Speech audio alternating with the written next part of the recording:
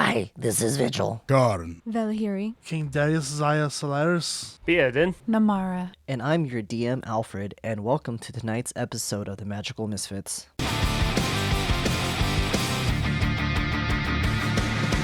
dice in the dungeon, we're ready to play. Asher's assembly, here comes the fray. Warriors and wizards, let's fight tonight. Through swords and spells, we take it back to life. Elevate the space, we're gathering our crew. Chaos and strategy, we're breaking right through. Enemies lurking, but we're never afraid. Forever we'll conquer, let the legends be made. So roll the dice and under fire. With every quest, we climb higher. Just be caught in the fire.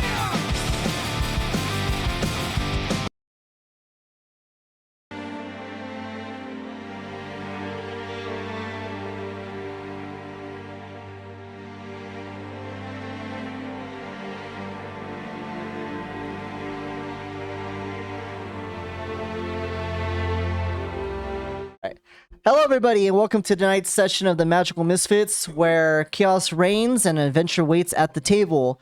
Last we left off, you guys found yourself at the tavern having your morning meal, where before you could hear slight rumbling noises and explosions from underneath. Before further investigating, you found out that Mora had gone through with her job and destroyed those rats with her explosions. A massive explosion had transpired in the city where a bunch of these rats came through, and you guys quickly went through and tried to eradicate these rats, finding out that there had some sort of mutation or some sort of corruption towards them, where their brains and their chromosomes were exposed. During combat, Mora was fighting a rat, and Arax came through and got too close to her and unfortunately set her off into a big explosion, killing her and pretty much destroying a large chunk of the town, or a good chunk of the middle of the town. You guys said your goodbyes and your farewells, and you decided to explore the depths of the hole as Darius previously went through and tried to explore. He gathered you all and you went to explore to find out that there was an abandoned mine where a scientist by the name of Dr. Durangist, who was a dwarf, was hired by the Grimestar Familia to build weapons for protection against the Black Veil, fearing that it might have came back.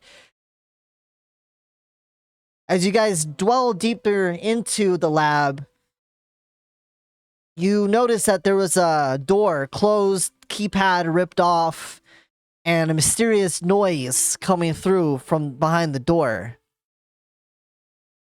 Darius, you went through and you and Valhiri and Karn try to bust down the glass, try to break open the door, no avail, but then you were able to fix the keypad, opening it up, only to hear the low and disembodied grunting noises and heavy chain. You quickly close the door and try to seal it up with your burning hands and barricading it, and you head back up to the surface. At this point, it is about 5 o'clock in the evening, still day, and you see that there are people still gathering, cleaning up the corpses of the victims that fell with the rats. Some of the guards are trying to still clean up the area too. It's looking a little bit cleaner. A lot of the construction work, a lot of construction starting to happen where they're starting to pull up boulders and start to organize and clean up the area from the explosion. Fearful from what had happened so far, what are you guys doing? Heading straight to Valhari's commander. You're gonna head straight to the lieutenant? Okay. Following that, we were. Okay. So Valhiri goes ahead and she follows suits too. She acknowledges that you want to go ahead and talk to the commander there. So as you go through and you go and look for the commander, You make your way over to that. Pull up something real quick here. So as you approach the gatehouse, and next to it, there's that one section where you see the wooden structures and whatnot. You can actually see a familiar purple tiefling there. You see Lieutenant Florasun going through and pointing out directions. She's not really talking, but she's going ahead and directing everyone where to go. And you see a bunch of corpses being dragged into on wagons over to her, and she's writing on a notepad over there. She doesn't really notice you guys. Oi, Lieutenant! And you see her purple tiefling tail just kind of flick as she turns around. And as you look at her, you can see like the frustration in her eyes, and she's kind of a little teary-eyed from everything with like all the stress. Sorry to put it on you, but it's gonna get worse before it gets better. And she kind of looks at you puzzled, and she brings out her notepad and she just writes down like, "What do you mean?" and shows it to you. Okay, we went down the tunnels, we explored a little bit, and oh, we found a fucking monster. Oh, and the laboratory where those rats were created.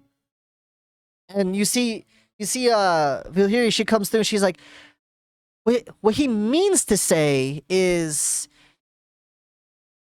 he fucked around and opened up something he shouldn't have opened I up. did not fuck around. I was trying to disconnect the pad, thank you very much. After someone else fixed it. You put it together. It was broken off and you put it together. Actually, no, it wasn't Darius that fixed it.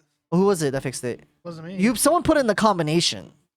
Yeah, it wasn't me. Oh, I don't know. Somebody put in the combination. Someone put it back on there and put in the combination. The reason the door opened is I was trying to disconnect it. I disconnected it, and then Oh yeah, and it popped and then open. it popped Okay, open. okay. So, so an individual comes by. And he's like, "Yeah, it's a little sketcy. It's a little bad, but it's a. Only big bad I, monster. I mean, fuck I around and mean, find we out. we don't know if it's going to come. I think we did a good job sealing the door. Okay, that door is like half a meter thick, and it was pretty dense in the fucking door.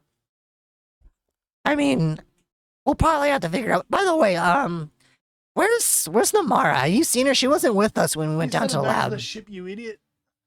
Oh, you think she's gonna have to stay there, or should we go get her? I think for now, with all the chaos going around, she should probably just stay there. She's safe for there. Right. Why? Do you think we need her for something? I mean, I think if this thing comes through and we need to fight it or whatever, Well, you then- know, well, then we Vigil, might. here's an order. Go get her. And he goes ahead and he just like saunters off, goes out the Walk gatehouse, faster, you cow. and you see him just kind of walk out. While that's going on, she just looks at you and she just writes down like, what did you see? What lab? It had the crest of your ruling family, and well, fuck.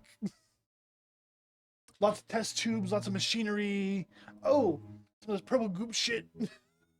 She kind of like reaches out and like grab. I have like 5 vials, so here you go. Oh, okay. She just takes it, looks at it, like holds it up towards like the sunlight as it like turns. Remember how Turns the bright. rats had purplish brains and shit? Well, there you go, purplish shit. Then there were some dead rats in it and other dead creatures inside of it. She looks over and she's. I think this was your rulers here having some experimental fun. She like brings out a notepad and she writes down, "We might have to have a conversation with them." Oh yeah, that's gonna go so well. Bunch of secretive nobles that no one ever sees. Oh yeah, so much fun. She like looks at you puzzled. What do you mean no one sees? Have you ever seen the lady in charge of this place? Lady Tonapa, and then she just kind of like looks at you puzzled. And they're like, and she tells you like, "Yeah, I saw her the other day." No, you didn't. You only think you did. As far as I know, only the commander sees them. The person above you. And she's just a little. She's just kind of. We already tried having a meeting with them, and that did not go so great. She's just kind of a little puzzled at that point. And she just looks over and she's just like, it might be best if you go and have a revisit with them. Oh no, if that's happening, you're coming along.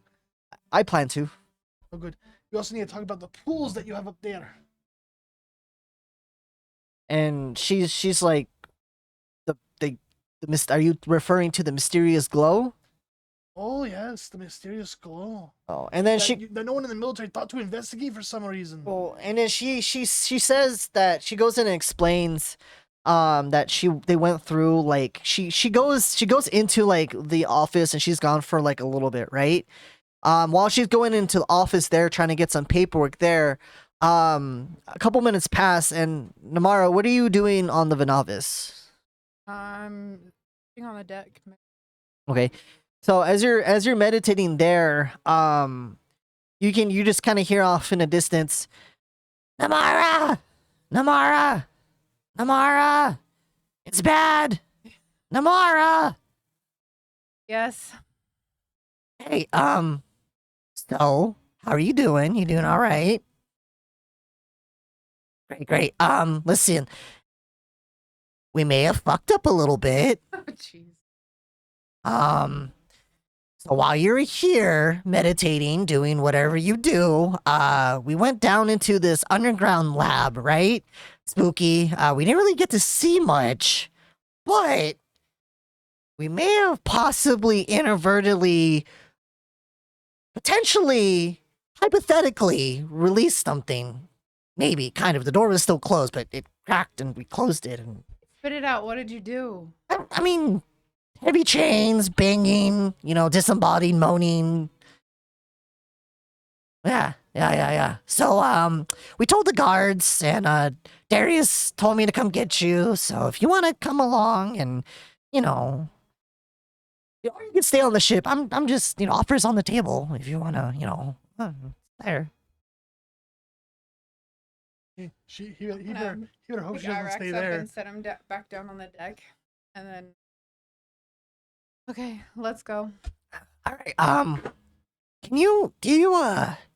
Do you think you can fly me there, or are you just gonna walk again? Because I kind of don't want to walk. Oh, damn it. Okay. Can you at least have RX blink us back to the town?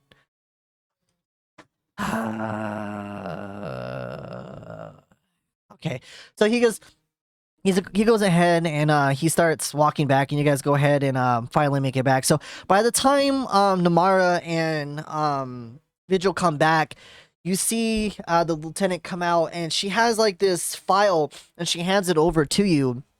And as she hands it over, you look at it, and this file has like it looks like a research paper of the Grimpon ponds, where it has like a documentation written down of like, the potency of the water, and all the different herbs and chemicals in there. And it does state that there's a mysterious glow, but the pond itself is supposed to be a shrine to the Lady of Luck as a representation, but they didn't find any like evidence of like it being intoxicated, or so it seems on this paperwork.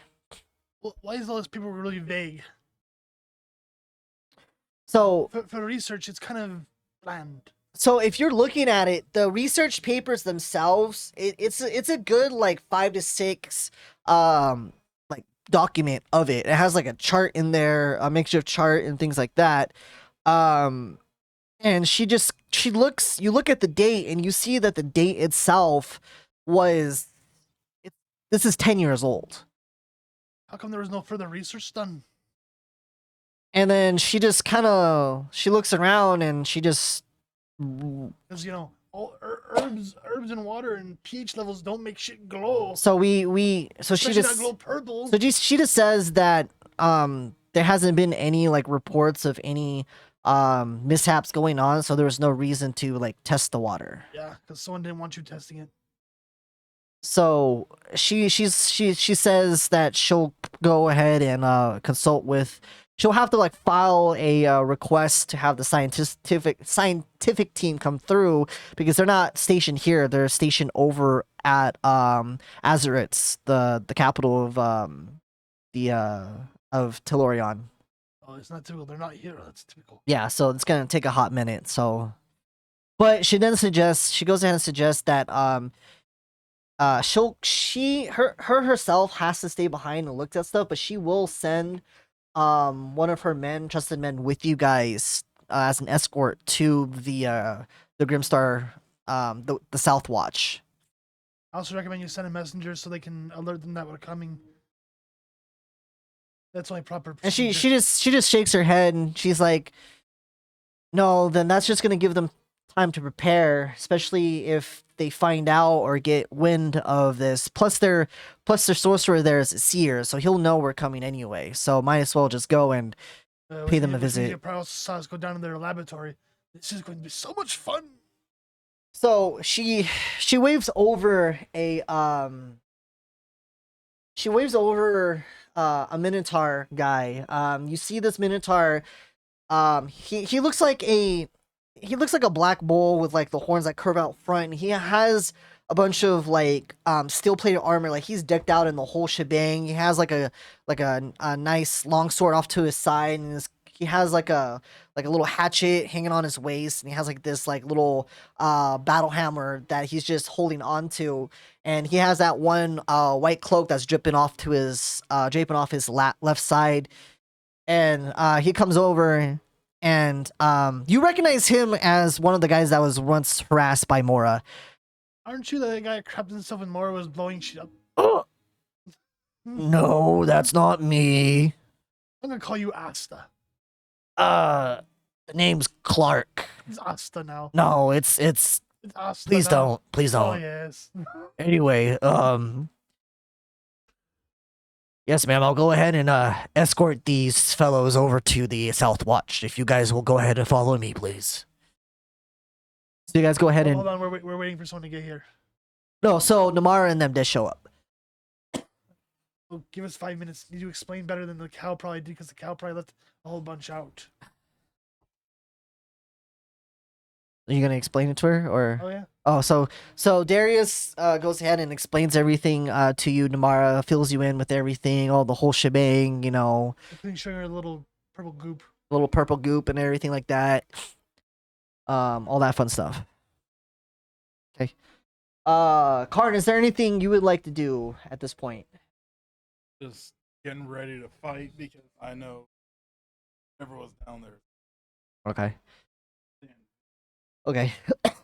So, as you guys go ahead and make your way over to the South Watch there, as you guys go through and you approach, you go through that same winding path to where there's always that dense fog. It goes up to like this hill that leads up to this cliff where there's just that mansion and that tower that's just there. On approach to this, as you look and you get close to where that waterfall is, where you see that goddess there with that almost kind of clear, with almost that murky water there that's surrounded by the rose bushes.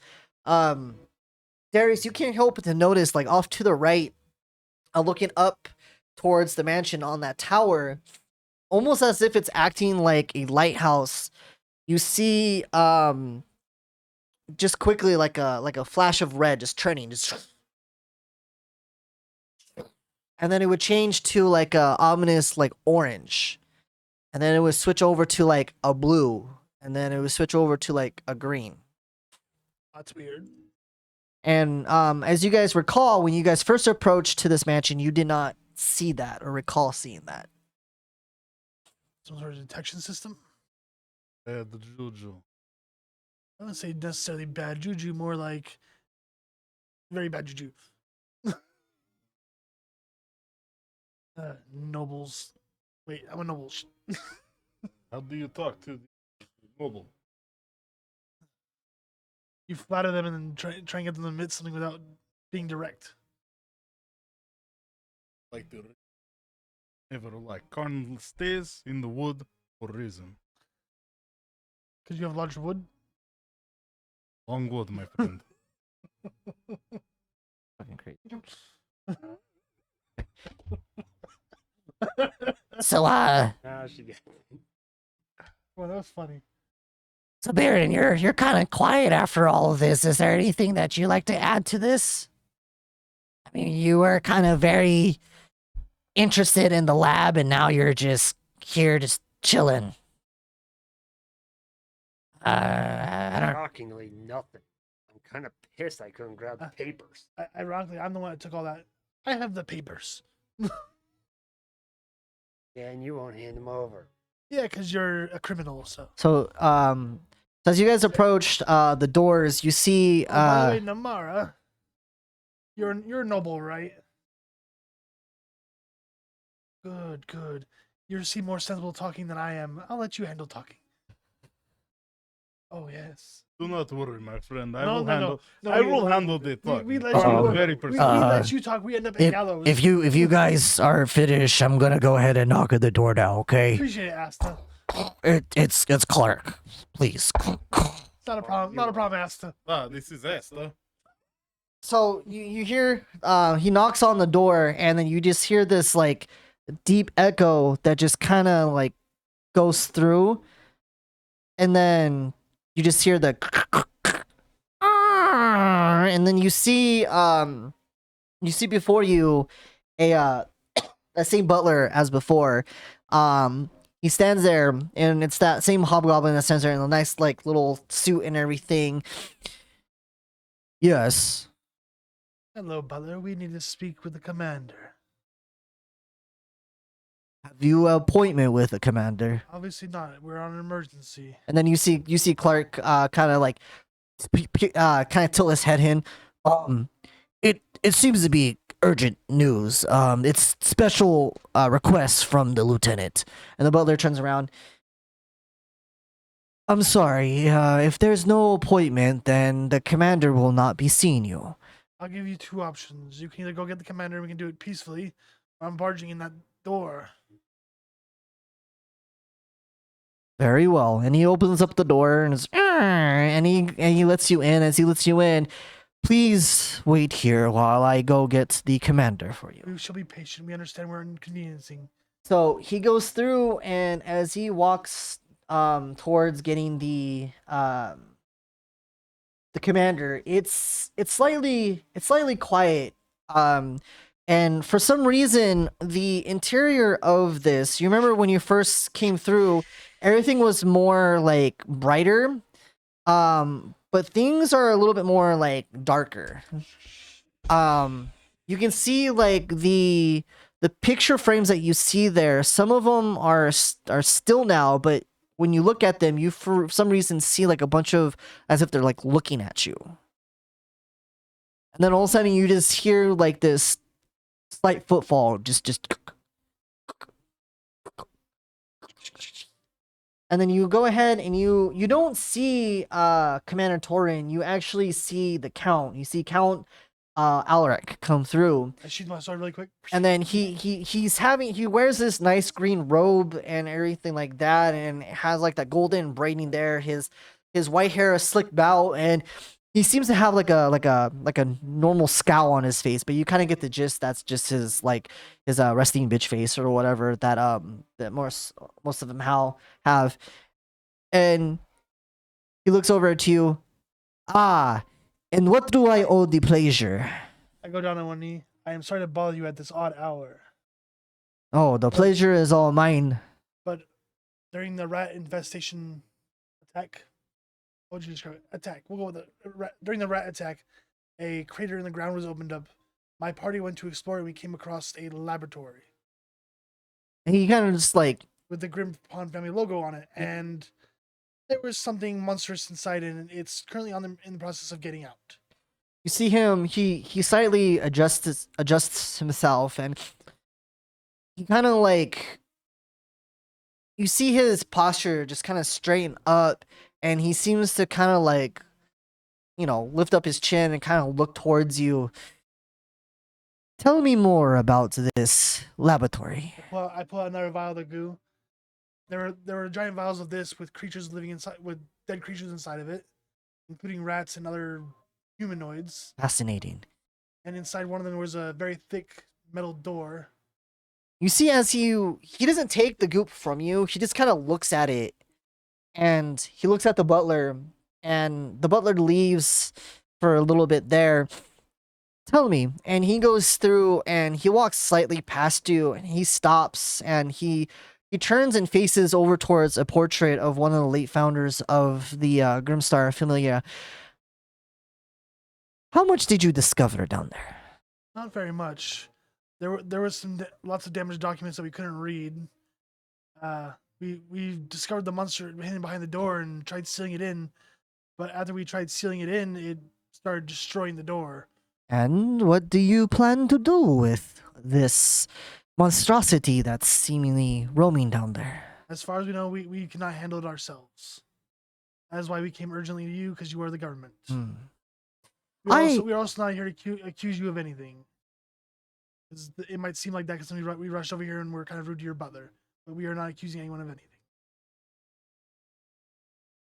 It's interesting that I showed you about your wife, yet you choose to stay and investigate these troubles.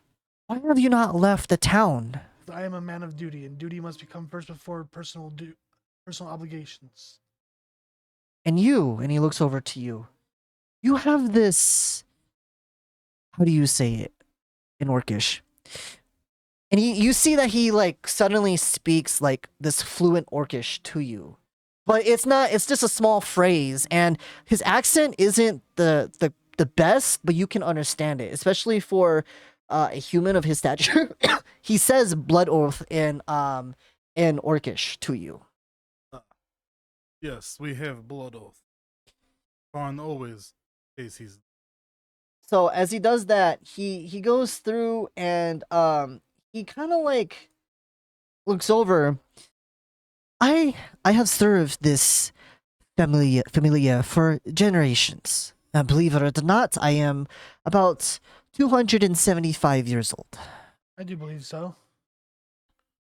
Now, I tell you that the family has done dark things. Every noble house has. There's no surprise there. I will tell you that the scientist, Dr. Durnist, was a very troubled dwarf. And I mean that in the most respectful way.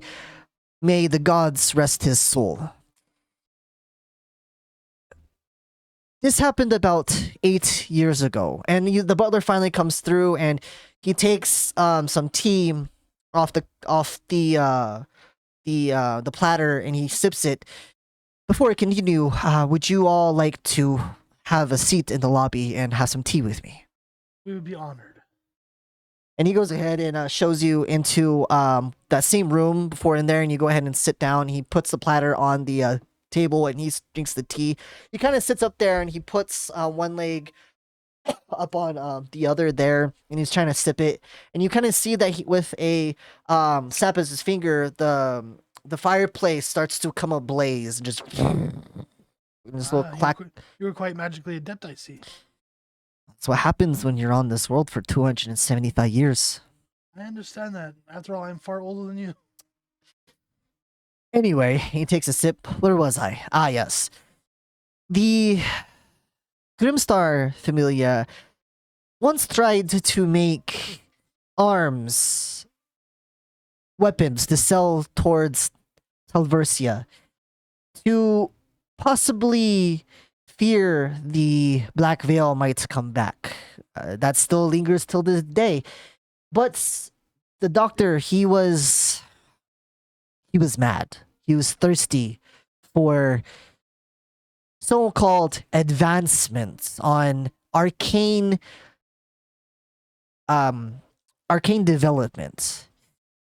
As you are aware of the armordite that has come into your possession, are you not? Yes, very much so, unfortunately. Some of us more than others. Aye. My arm. And you kind of like unravel the bandage and you show it to him. I see. Tell me, how far would you go as a man of science yourself to accomplish something that you long desired for? That depends on what the damages might be. For example, if it's going to kill a whole bunch of other people just to improve my life, not a chance. Would you go as far as risking the late Lord's daughter to experiments? No. I'm a man of duty. Duty before anything else. Innocence, my greatest duty.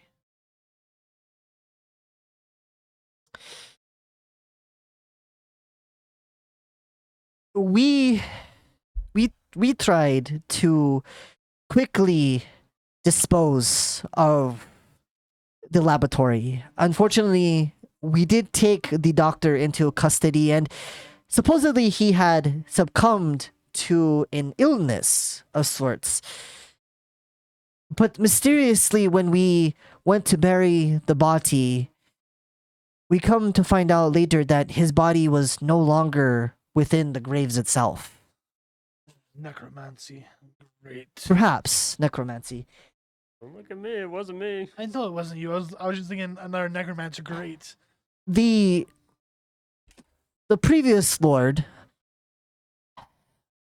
also was mad and greedy, and he saw profit into this, and money took over his mind, corrupted his soul, and he thought he can make his daughter live longer.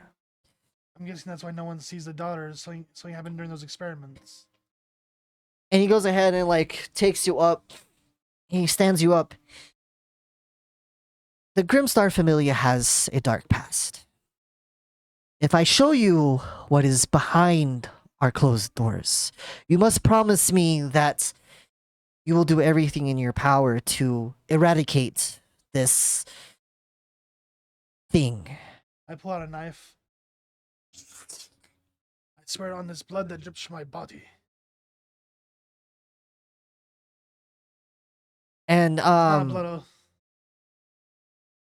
and then he gives you like a slight nod.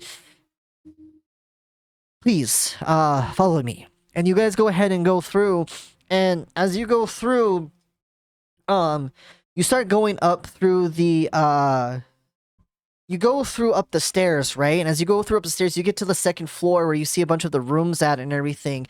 But interestingly enough, you don't see any guards, nothing, right? But then you get to the third floor and you start going up this spiral staircase to where when you get to the third floor, it stops, but the doors close, and he just looks back at you guys, and you go up a little bit until you get to the top of the tower. And as he opens the door, you can see in the center of this tower this... It's like this cylinder tube, right? And then in this cylinder tube, in this tank itself, in blue water, you see this little person in there. And her body is... half of it is starting to be crystallized, almost like not Arashi, Bearden's. And the other part of it, her leg, has a weird, like, demonic foot to it, and her head that's still human has this weird, like, horn that's coming out, and she's just, like, floating there. Poor child. This happened about 5 years ago. stand down. She's only 8 years old. This is the reason why that the lady has not been present. I know.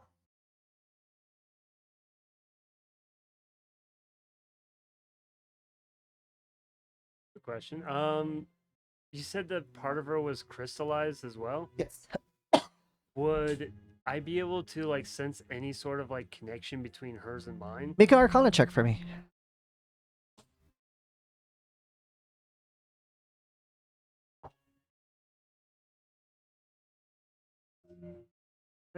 Six. Nah, you're too mesmerized Okay, with you're looking going in at this person, this girl, this little girl that's just in there. And as you do, you kind of look up and you can see that there's these different colored crystals that are chained to like the corners of the rune, all different colors. One's red, one's purple, and one's green. And you see these weird. It's attached to like this device, and you see these wires kind of like attaching to the top of it, right? These long tubes, and you can kind of see this light, the same light that you saw from the outside, just at the top, just kind of like peering out, like rotating, as if it's some sort of like energy component there. Is that a mana collector? No, this is what's keeping her alive. I see. And we've had different scientists and different researchers come through and try to see what we can do to fix this, but whatever Dr. Dunhurst has done can't seem to be reversed, and perhaps the answer lays within the labs. And we did try to go through in the past and eradicate the laboratory to try to cover up our mistakes. But it seems from your reports that whatever had transpired in there has yet to be disposed of. I would agree. I'm gonna touch the tube and I'm gonna flow mana through it to try and censor. Okay, so you touch the tube. First of all, the tube itself is relatively cold to the touch. And as you touch this glass container there, you could have sworn in your mind that you can just see her eyes just pulsate open. But none of you else see this but you. I see. You are very aware. And as the eyes pulsate open, it seems to just kind of drag you into her conscious. And as you guys are looking, you just see Darius just standing there, his hand on the tube itself. And for a brief moment, you can kind of see like the fur on the back of his shoulders, his arms, his neck, his head just start to kind of like lift off as this like static electricity. And you start to hear these like weird whispers of a girl just come through, just hello. I hear you. It hurts. Everything hurts. I can see. It's very sad to see you in such pain. Can you tell me what happened to me? A crazy person did mean things to you. Can you end me? Kill me, please. I cannot do that. It hurts so much, please. But maybe I can try and fix you instead. Where's my mommy? Where's my daddy? This I do not know. And then all of a sudden you just hear like the tears, the crying and the sadness. And as you come through, you guys for the first time, you start to see like Darius's eyes just watery as if this sadness just came over him. I collapse to my knees and vomit. I go over to rub his back because this. Do not touch the glass. I said rub your back I know, I'm just saying, do not touch the glass. because this is reminding me of the obelisk event. So I was like, This is not the same. I kind of figured you're not trying to be possessed at this point.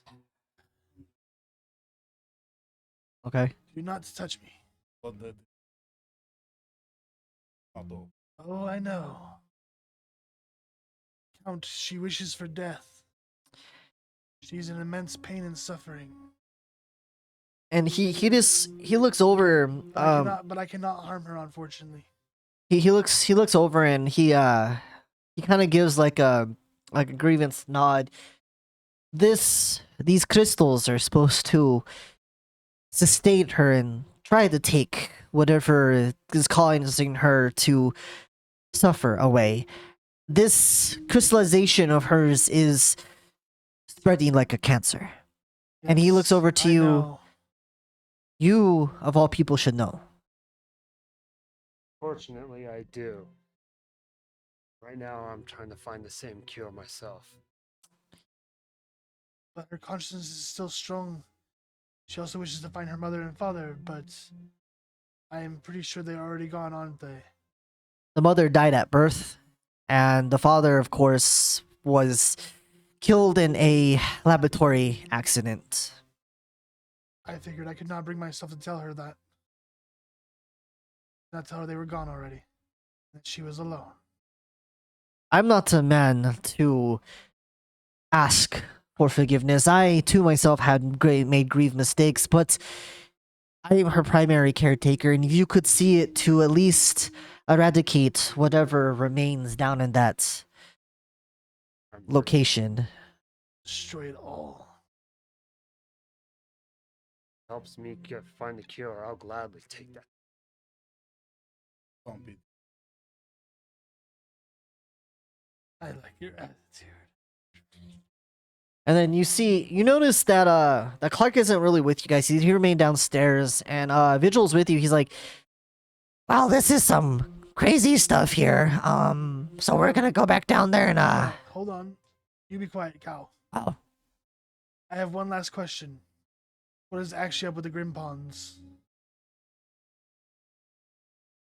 he kind of looks puzzled a little bit, and he looks more concerned than puzzled. He's like, the glow that you see at the Grim Ponds themselves, that is a natural spring. The ponds themselves were not of a purple coloration. They were once more of a green coloration, and they were once there for healing and purpose. Green Pond used to be a sanctuary where it was a hot spring, a hotbed for those who would come through that had illnesses, and these ponds would cure them of their illnesses. But since the ponds have turned this mysterious purple, many do not wish to enter in the shrine area, as it has been closed off and been quarantined by the white cloaks themselves. How long have the ponds been that purplish color? Ever since we went in and tried to destroy the laboratories. This is most likely that damn doctor's doing. Perhaps. These things, some sort of poison. No, I don't think poison. I think he probably corrupted it. After all, if you take something that's naturally healing and do the opposite, Yeah. it also makes it easier to break down people's bodies for experimentation. Very strange, man. Huh. Okay, Heal- think of it like this. If you do the opposite of healing, Feeling, yes. right, but if you do it on a small level, not enough to actually kill them, but cause extreme damage, it's easier to put them back together the way you want them to be put back together. Like, for example, if I break your leg and it's completely broken and I twist it around and reset the bone, your leg will heal that way, correct? Exactly. Similar concept, Putting a puzzle together with the wrong piece. or the wrong way. We will boil this pond, yes? I do not think we can boil this pond. It's massive. But now let us deal with the monster Yeah. first. First, we have to worry about creature. After that, if we have time, we can Pump it figure with out the us. pond. Creature that can punch through metal. So what are you guys doing? Are you trying to you're gonna go ahead and the count looks over and he's just, so what do you all plan to do? Well, of course, we have to fight that damn creature. What? Oh, there's that too. Well, unfortunately, we must fight the creature because if it escapes, it'll cause untold massive damage to the city. Who knows how many deaths? Well, I wasn't saying we're going to do it right now. I'm insane, but not that insane. He might be that insane. I'm not that insane. Oi, don't look at me. I didn't point to you. I pointed to the orc. Yes, but you also claimed me as insane before. Yeah, but you're also not an idiot. You're insane, but not an idiot. He's insane and an idiot. But yeah, no, we're definitely gonna need at least a little bit of rest to recuperate. Figure out a plan. It's pretty late at night. I say we go take sleep and fight first light. Very well. So you guys go ahead. I recommend you post guards around the hole just in case he tries to come out. Right. I will. And evacuate that area. I will go ahead and do that. Thank you so much for your time. And he gives you kind of like a little nod as he tells the butler to go ahead and escort you guys out of the mansion. We thank you for your time. So as you go through and go through and you head down and out of the mansion. At this time, it's about 7 o'clock at night, and it is relatively dark. And as you're making your way through the dark forest, there, the fog still kind of like comes down just below your ankles there, as it's just filling the spaces, and you can't help but to still notice that like the eerie trees and everything that's just there. And you finally make your way into the town itself. Where are you guys heading to? Back to the inn. Okay, you're gonna head back over to the inn. Wait, isn't our inn near the hole? Yeah, that's okay though.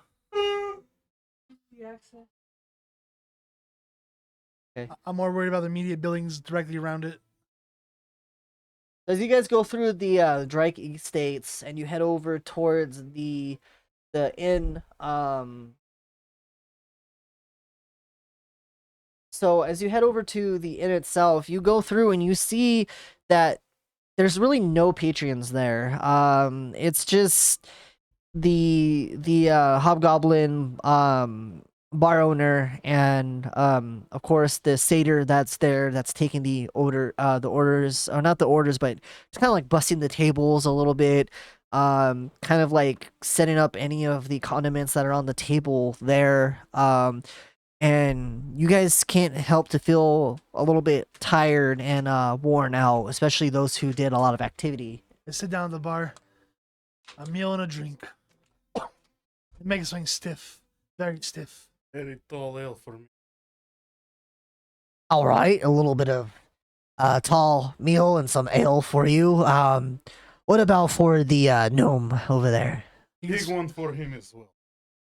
No, I'm head back to the room. I got a few things to prepare for. Well, if he's heading him up to the room, I guess I'll go with him too. Have his. Okay. All right. You can have his. Right. Yeah, you can go ahead and have his. That's Vigil, fine. make sure you have a Right meal ahead, big boy. before you go to bed. I got some. I got rations. It's okay. I'll have some rations. You all of a sudden became very country. Yeah. Oh. What about for the lady over there? What's she gonna have? Ask her.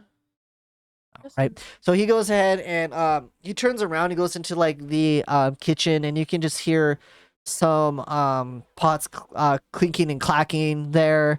And he takes a minute before he comes out, and he brings you just kind of like this platter that has this cut up meat, Darius, and he brings you like this bowl of what appears to be like some sort of, could be mashed potatoes. He sets it down and it kind of like jiggles a little bit, and there's 2 biscuits for you. He kind of brings over what appears to be like a makeshift like salad that has these weird like tomatoes. They look like tomatoes, could be black olives, you don't know. And he sets down this it's kind of like a wooden cup that has this weird sauce in it. And you can smell it. It has a very like sweet, vinegary smell to it. As for you, he brings you over a giant 2 things of ale in front of you, and he also gives you like a loaf of bread. Very good, my friend. I guess I'll go ahead and put this on your tab. Appreciated. All right. So he goes ahead and puts it on your tab. Is there anything you guys would like to do while you're eating? Anything you would like to discuss? Make sure your weapons are sharpened and your armor is maintenanced. Yeah, this monster. Hound, you cannot fart when I am drinking. Understand, you have gas from sewer. Not in here. You know, I'll take that giant wood and chop it in half if you want to shut up. Did you cut gas? Did you cut gas? You Oh, acid farted? That's crazy. I was like, it wasn't me. I heard it from over there. Did you fart? You You get know, a good toot. You know, I know you normally blame it on the dog, but don't blame it on I the don't know. wolfkin. He looked over at you, and I was like, did he really just do that? No, see, I have enough sense where I would have walked into the bathroom and done it Oh, there. okay. Anyway, I'm not army. Air Force. Okay. Hey, you don't Anyway, make a mess like you guys. anyway. Air Force and Army not a sponsor. Always a sponsor. Anyway, not a sponsor. Anyway, so yeah. Anything else? Anyone have any ideas? Do you think, Constable? Do you think it is cursed? Fun. Probably. I was thinking it's probably strong as fuck. I'm gonna pull out my fucking ass. If you bless this, got stronger. Yeah? Oh, I can pray upon it, but that's about it. I don't think it will do much more.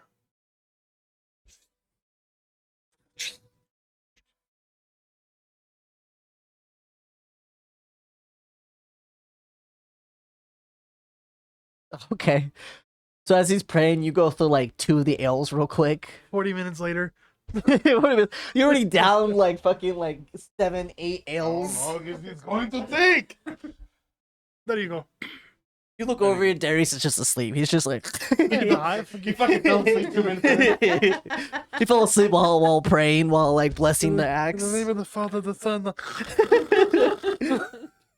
Just put a blanket on him and leave him there. All right, there you go. That's his room. Well, This will not cut for through you, cursed. Yes. I hope so. In the meantime, I'm gonna start sharp. Okay. So Namara, what are you gonna be doing? You gonna go pass the fuck out? Are you gonna go back to the Venavis?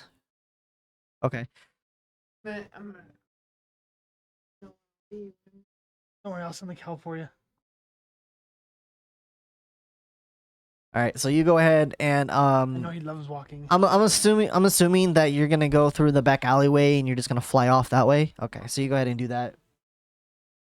At this point, you guys noticed that Vilhiri, she did come in briefly and talk to you guys for a little bit, but then she did decide to go back to her little quarters, her apartment, to prepare for the next day.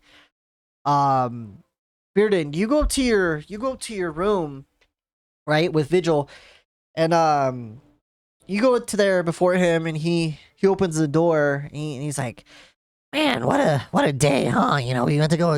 We fought some rats. We explored a lab.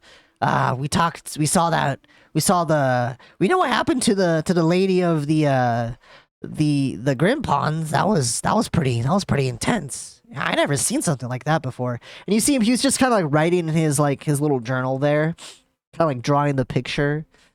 yes, I agree with the lady. For some reason, she's familiar. Can't figure out why though. Familiar. Is it because she was also crystallized? Possibly, not certain. Oh. They may have some sort of resonance. I Is don't know much. Is she maybe related to you? Possibly down the road? Like, you know, maybe her aunt or something got jiggy with like a gnome and then it's branched off. Is I am not aware. I Oh. don't even know much of my own. Maybe family. she's a cousin that's 3 times removed. I remember reading something about that in the book. Unlikely. We're nowhere near my home, so Oh. very unlikely. That's crazy. Where did you say your hometown was again? Bloomburn, Oh. basically right next door to where. I think I heard something about that place. Yeah, okay, yeah. I don't know. Anarissa said something about mines and something about, I don't know. Something. I don't know. It's weird. Anyway, I'm gonna go ahead and pray, do my little thing. Is there anything you would like to talk about your day? No, it's about time I actually did the same with mine as well. Been a while. All right. You see him take off his armor. He kind of like sets it up next to like this desk that's nearby there, and he puts his sword and everything there, and he kind of like sits over at the desk and he opens up his book and he's still writing in there and he pulls out some like parchment paper from his bag. He starts writing this letter, and as he's writing this letter there, are you're just laying in bed? No, I'm actually gonna start my ritual Okay. with my deity. So I basically will light a block of incense. Okay. Take one of the eagle feathers that I have. Uh-huh. Cut myself so I can like get a little bit of blood to spread it over the feather, put it over the incense, basically praying. Yeah. That's a pretty interesting ritual you got there. Yes, well, my deity is little. Yeah. Makes Oh. sense. Wow. Now, why don't you tell me a little bit about her? I'll tell you a little bit about mine. You can tell me about her. And you see him. He kind of like folds up this letter, and he takes out like this wax, and he pours it on there, and he pulls out like one of these like little stamp weights, and puts it on. And once he takes it off, you can kind of see that it has like this weird it's a symbol of Hades on there, and it has like this and as he does, he kind of walks over to the window and he pushes it open, and he kind of just like takes out the letter and holds it out, and you see this crow come by and like snatches it and just flutters away.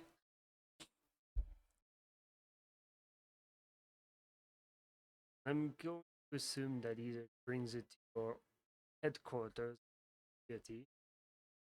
What, the letter? Oh no, that's just towards Anarissa. I'm just, doing a little report. Not enough. I basically back into their position, hoping to communicate with Maggie again. Okay. So you go through and you try to Vigil goes through and he does his like little meditation, and you go through and you try to do this this meditation. Wait, when you go through this meditation state, it's a weird calm that comes upon you, right? And when you get this calm feeling, for a brief moment, you feel at peace. And then it just seems like it's just you floating there in this like open, dark space, as if your astral self is being projected into like the astral plane itself there, right? But this time it's just kind of darkness. And then as you finally wake up, you see yourself on this this still clear water landscape that just seems to go on forever, right? And there's not a cloud in the sky, but you look over and you can see that same single island that has that massive sakura tree that's just like blooming up with the different shrines, and it's kind of a distance away from you. So at this point, since Mark, I just start island. Okay, so as you stand up and you're walking, you can see that every step you do has like this ripple effect in the water, but it seems like you're just walking for what seems like forever, and the island itself doesn't seem to like get any closer to you. What are you doing? At this point, basically get on one knee. Fail. Izanagi. I have permission. And then as you say that, you feel this breeze come through, and from a distance you can see like this wind of sakura blossoms fly over to you and seem to wrap around you, and as it wraps around you, it spins faster and faster and faster before it dissipates, and you're on the island at the very foot of the island, where it has a clear pathway that has like various shrines and these old ancient like Eastern themed stairways that lead up towards that same shrine area, the main temple itself. I think you basically start walking Shrine. So as you start walking to the shrine, you get up there and you see one of those like offering shrines where it has like those little wooden wish things. Um and a lot of them you can see have different like writings on them, whether it's like in Elvish or in Dwarvish or deep speech or what Draconic, right? And you kind of get the gist that you're not the only worshiper of this deity, but it's not a lot of them, it's just a few. So as you finally make your way up past that and you get to the main the very top where it's the main shrine, and you walk in, as soon as you get past that threshold, the sky itself turns almost like a crimson red. And you look over and you can see the moon itself is this vibrant, bright yellow, right? And it seems to start having this weird like eclipse that's slowly starting to encase it. And all of a sudden you hear kind of like that what's it called? The After? no, the shamsi, the little Japanese guitar that goes like ding ding, that thing. Oh, the biwa type of thing? Do you know what I'm talking about? The Yeah. little guitar thing, ding Yeah. ding ding. Yeah, that thing. You kind of just hear just a few strings just being played on it, just ding ding. Not even a particular like tone, but then all of a sudden it repeats itself again, just ding ding. And then as you approach, are you approaching the actual building? I get as close as I can before I start feeling like pressure from her. At that point, I just go down to my knee. Her position. Okay, as you do, you can see that over to your right, you see this fountain, and the fountain itself doesn't have like regular water. It actually is just this. It looks like this. It looks like blood that's just coming in and just filling it, right? And then all of a sudden, just ding, ding, ding, ding, and then you can see the silhouette of this deity behind those like Japanese curtains, and then she stops playing. And you can kind of see that her body doesn't move, but the head itself just seems to like swivel backwards and kind of tilt. And with her like long dark hair just dangles off a little bit to the side. My lady, no, it has been a while. What offerings do you have for me?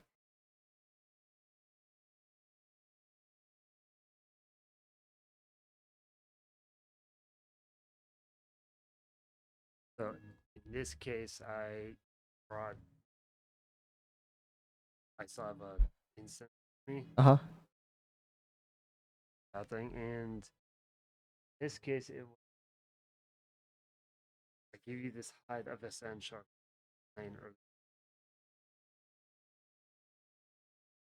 Set it down in front of you. Ready? Out of the bag and just. And as you do, you see it sets on this concrete, on the cobblestone. As it does, it kind of liquefies, and this pool of blood seems to come around it and absorbs it and just sinks into the ground before it like closes out. And as it does, you feel this pulsate in your body, just but it doesn't hurt. And what news of your task to have them drink the tea? There unfortunately have complication. And then as soon as you say that, you feel this tightness around your neck as you start to get lifted up from the ground. Remember, I am the one who is protecting you from this darkness. I don't need you to serve me. Failure is not an option.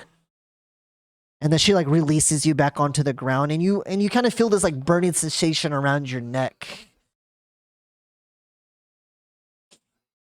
I am aware, my lady. I will.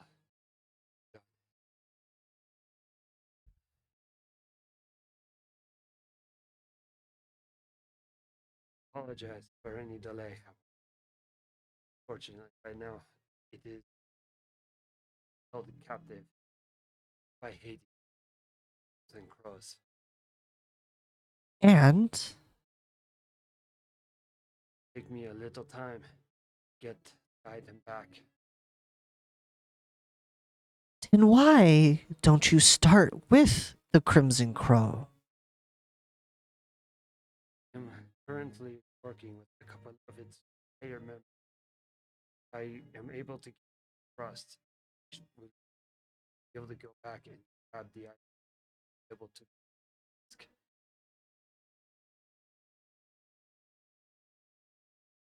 And then you just hear she grabs it again, just ding, and as it happens, you see this bloody arm just come through and just grabs you by the shoulder. Another one kind of grabs you by the shoulder and starts to like pull you into this pond of pool of blood.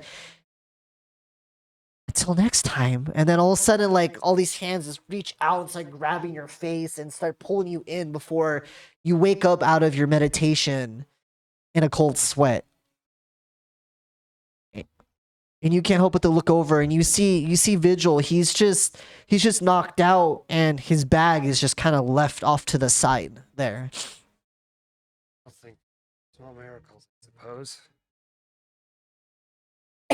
And since I didn't actually have any food, I'm gonna go down and see if they're still open. Okay. So you've been meditating for about like 2 hours now. So you go down there. Darius, are you still down there? I am not. Okay. What about you, Karn? You still sharpening your axe? Yeah, I'm getting everything ready. Okay. So as you sharpen your axe, you look over and you see Bearden just coming down the stairs, and he seems to be like profusely sweating. Hey, comrade, More like something to eat. give bread. You will eat. Thank you for the offer. I basically just take. What has happened? You are sweating. Right? You are nervous for battle, no? I am not nervous for battle per se. More like I had a meeting with my guardian. Fair. Yes. Fortunately, my deity is not the most friendly. So, certain tasks requested that is proving to be more of a challenge. Still, you need what? I need to get an item. After that, we will. But I thank you for Oh, yes. at this time, yes. Thank you. Okay, so you go down and you have your meal and everything. Is there anything you would like to do before we wrap up? So I guess while I'm eating, I'm gonna check my gear as well, just to make sure my Nakata is fine and my daggers. Okay. So as that happens, Namara, you're back on the Novice, right?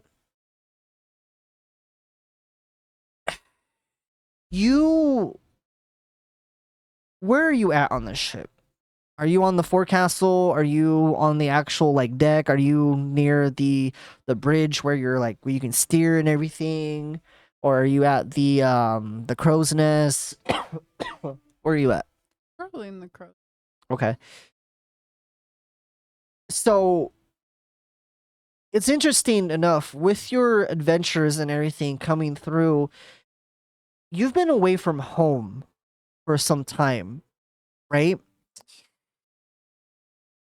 But then you start looking at the sky, and you see like the various stars and everything, and you remember having a conversation with like your with your brother, your eldest brother, about home and about everything, and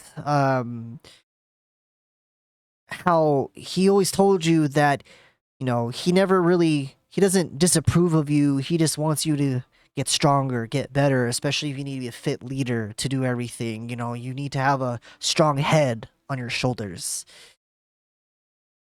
You start to miss home, but then all of a sudden something familiar catches your attention, and you can't help but to look up, and you see this creature with wings, this humanoid creature with wings just flying, but like in a panic of sorts.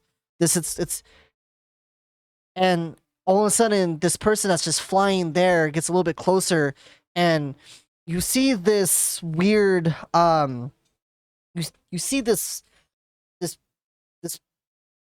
other monstrosity that's just flying after this person, and this thing's like snapping at it, and before it does, it kind of like snaps at this person's wing, and as it does, you see as it starts flying, it just kind of like starts spinning, and this other like large creature that's flying after this other person just starts diving towards this person. What are you doing?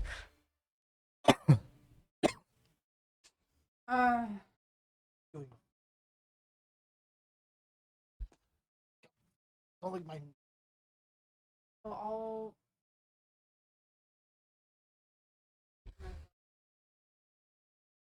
The guy is falling. This creature, this person that has wings and everything is starting to fall, and it's just spinning out of control, and then this large bird, this bird-like creature is just flying after it.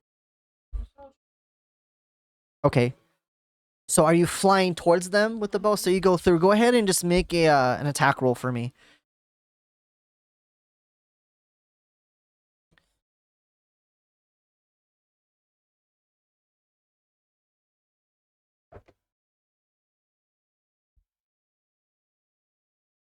$22. So as that's definitely gonna hit. So go ahead and roll your damage for me, please.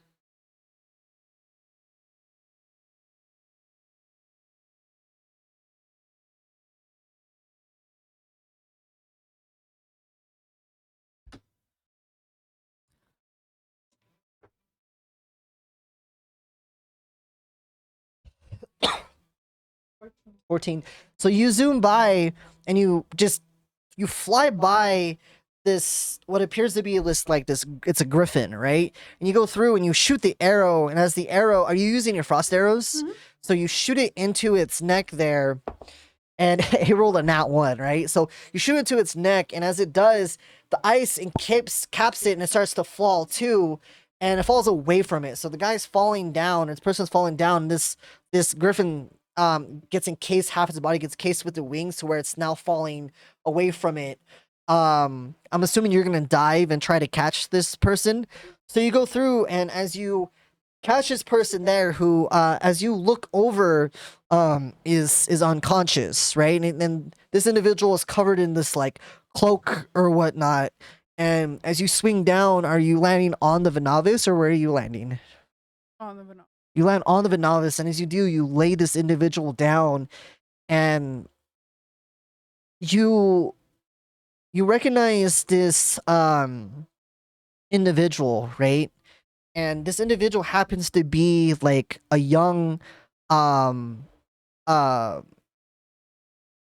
pretty much a young a young Alvarian as well, right? And no, it has nothing to do with this person, this one. A young Alvarian, right, who has this like dirty blonde hair, right? And he has like this smut on his face, and he's just a kid, right? And you see he's wearing this like satchel, and he's wearing like this tethered tunic and stuff like that, and you see that his right wing is broken or whatnot, and he's just laying there. You notice his name, his name is Alrak, right? And Alrak actually is one of the messengers of the Alvarians, especially over at the Terra tree. And as what are you doing with him? He conscious? No, he's unconscious. Um.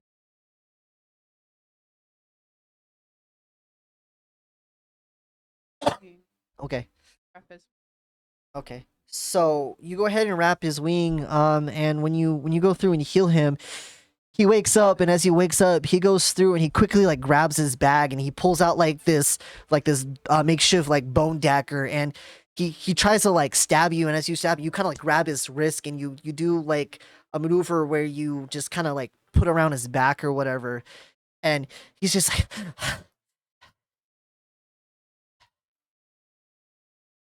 I know you.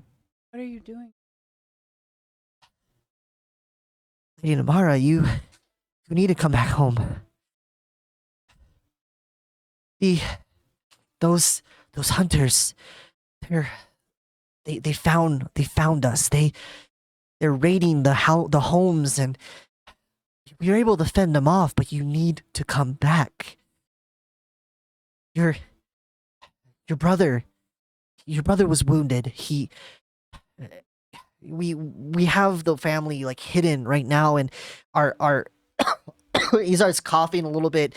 Our guards are trying our best to protect it, but you need to. These we don't even know if these are the same hunters. They're wearing these cloaks, and they have these weird masks on them, and they carry these weird purple crystals on them. And there's this older lady that can wield magic, and she has no eyes. It's all Bearden's fault. I don't know how they found us, but you need to come back with us. We need you. Wait, why are you? I've been out here for about a month looking for you. I asked around. I traced you. I used my hunting skills to find you, and I'm just and he just drops his knife and he hugs you, and he starts to cry. And it's been years since I've seen you, and you've grown. Been out here. How do you know? I have faith in my people, and you should have faith in our people too. We need to go back now. Party here. No. Just you need to leave them. You need to come back. Your family needs you. Leave them. Get that, but they may have help us. What do you mean information? It's like you fought these people before. Been busy. He kind of looks over and he sees your bow.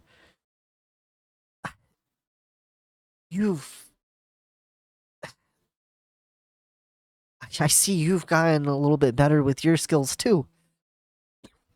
Yeah. But we're too far from the protection. We're too far from the realm itself. We can't be seen here. How many do they know? Do they know of your secret? You trust them? Then I guess I'll trust them too, but it can't be long. We have to go. He kind of like sits up a little bit, and you see the gnome. He kind of walks up and he's like, everything. Oh, there's two of you now. And you see Alrax. He goes ahead and he grabs like the dagger and he starts to like prepare to like throw it. Don't hurt him. What is he? And he just looks over. I beg your pardon. You haven't seen a gnome before. What's a gnome? I'll explain later. Just wait until it looks at me. And he kind of like holds his head a little bit there, and then you see the gnome comes by. By the way, he's actually not a gnome. He's actually a halfling. I messed that up. The halfling comes by and he comes over. Oh, oi, do you need some water? And he's like, yes. And he goes ahead and fetches some water and just sits it down there. I Lady Namara, I need a rest. Are you gonna be okay by yourself? Silly me, I shouldn't have asked those questions. And you kind of see you see a little bit of his dirty blonde hair just kind of drip in front of his face there, and this deep blue eyes. He kind of lays down a little bit, and then the halfling looks over. Don't worry, I'll take good care of him. If you need to take care of business. I'm gonna leave Irax. Okay, so you go ahead and leave Irax, and then you fly over. Mind you, it is late at night at this point. Where are you gonna go? It's about 10 o'clock at night. Just so you know, I'm on top of the roof meditating. Okay. I am flying, so I'm gonna fly back over tavern. The tavern. Fly over to the tavern. Okay. So you fly over to the tavern, and quickly enough, you do see Darius over there, just on the roof, and he's also meditating. Okay. So as you're meditating, you just kind of hear just the tick on the roof, the shingles of the rooftop. Hello, Namara. How may I help you on this beautifully starlit night? I see. Where to?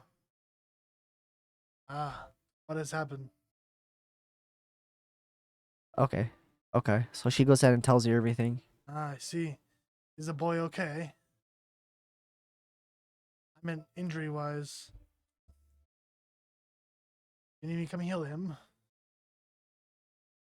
Okay. You wish me to let the others know or keep it secret? Keep in contact. Very well, you make contact through the Crimson Crows. I'll only let the cow know.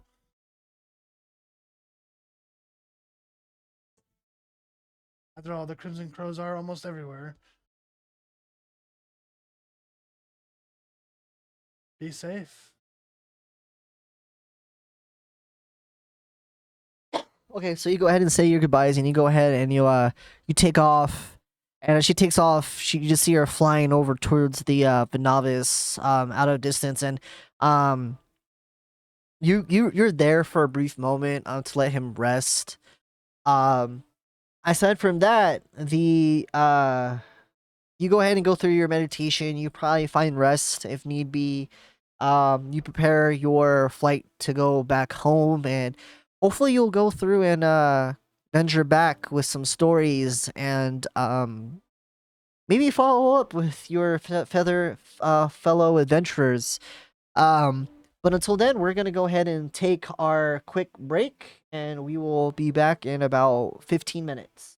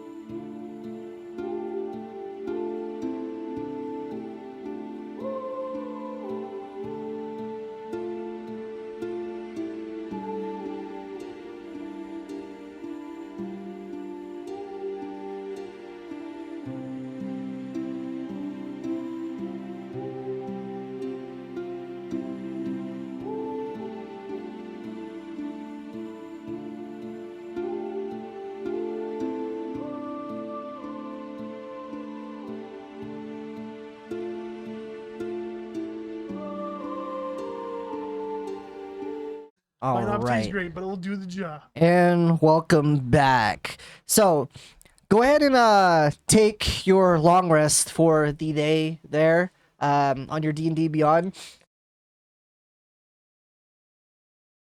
I know, right? I'm like, Campsite, You got to go to like the little campfire. long rest. Well, it's not a short rest, it's the long rest. So when you go to your main account, I have a red. you got to double tap confirm. Did it? Yes. I'm health. Yeah, so look, you're I went from 67 to 69. I barely took any damage during that battle. you good, Jake? Oh yeah.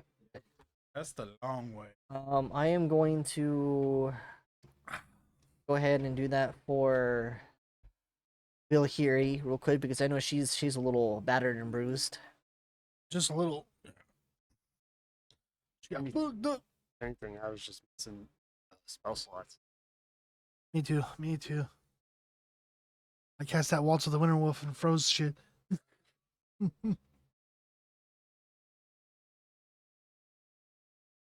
Someone tells me I'll healing now again. I do my own healing. Thank you very much. All right. Okay. Great for you. So, you guys go ahead and gather your things. Let's say for brevity, you go ahead and step out of the inn there with Vigil. Vilhiri follows up with you guys. Namara is no longer with you. She decided to fly back home. You're the only one who know. We'll assume that you filled in Vigil. Vigil, yeah. I will tell them that she's gone, but I won't tell them why. Vigil. No, I won't. I'll tell them she's gone, but not why or where. Okay. Okay.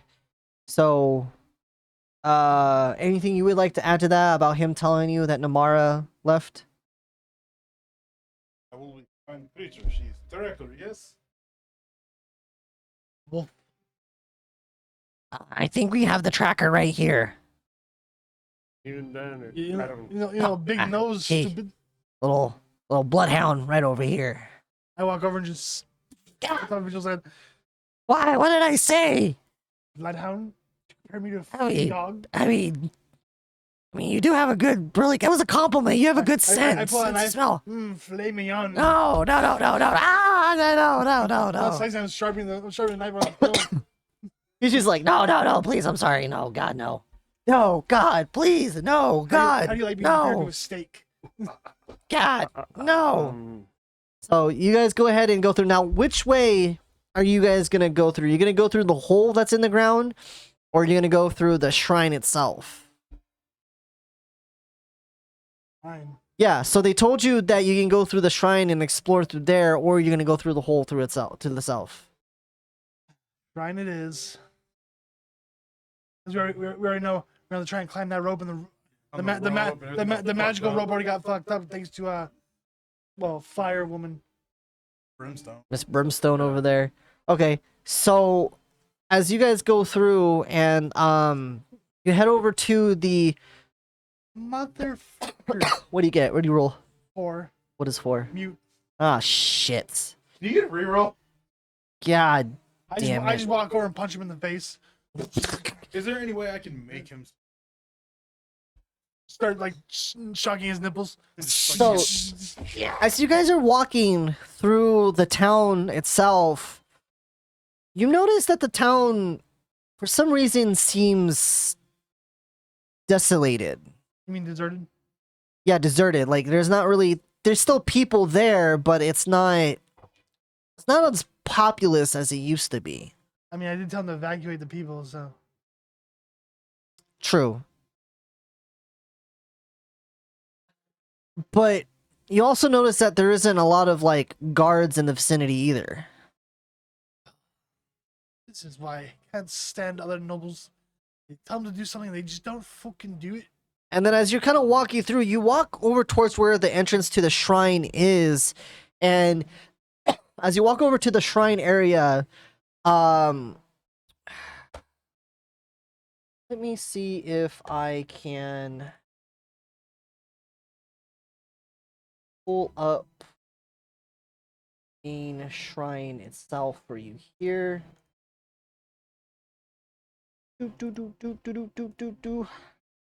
Elevator music. Boop, boop, boop, boop, boop, boop, boop, boop. Wait, I'm already copyrighting. Never mind.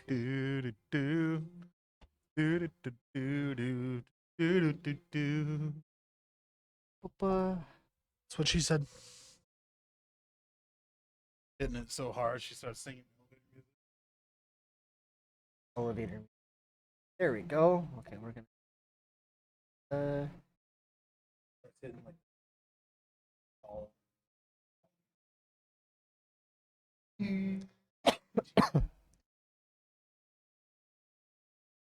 God, I hate that.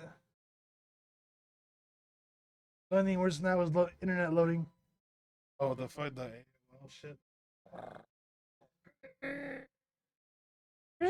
She used to drive me insane. Okay, so you guys go ahead and you enter into.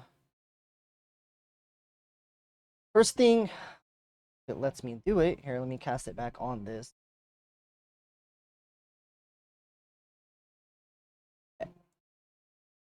Alright, so first thing you do is when you guys enter in. Oops.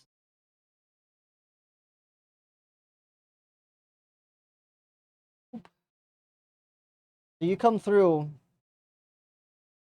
and if you guys can go ahead and put in your minis.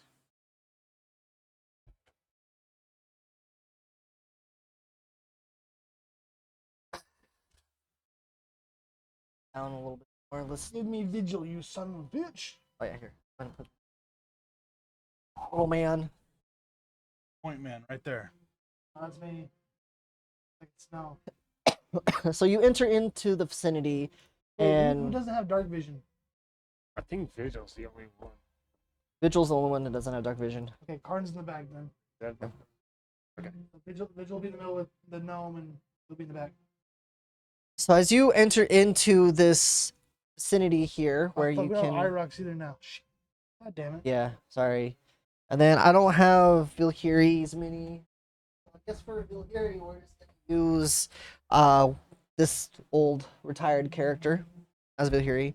So this is narrow path where you go through the under the shrine, and there's like these tall cliff sides, these tall walls that have for some reason broken dungeon walls and pillars totted off to the side. And as you make your way into this, Darius, you can't help but to smell the scent of like almost like a rotting tree, like a rotting oak and like vines, and you can see like these vines are wrapped against like the walls of this area. And even though it's daylight and bright in this area, it still gives like this weird eerie feeling. And as you guys go ahead and enter in a little bit forward, if you guys want to go ahead and push forward here. We're just gonna move me forward, and we'll just assume they're behind me. Okay. So you go ahead and you come in a little bit forward, and as you do, you see a pathway that goes off to the left, and you can't help but to see this like tree that's just peering over, just kind of like hanging over, and you see these weird plants that have like this purple flower and these deep blue leaves that seem to be kind of moving on its own, as if they're alive. Oh, that's natural. Oh shit. And then the tree itself seems to be just I'm gonna aim at one of the flowers and just cast Ray of Frost. At one of the okay. flowers. You do that, and it just like freezes. Okay, not much of a threat, but So it's just weird because a lot of these make an investigation check for me, please.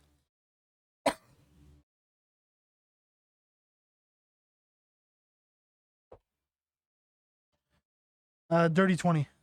These plants are very familiar to you.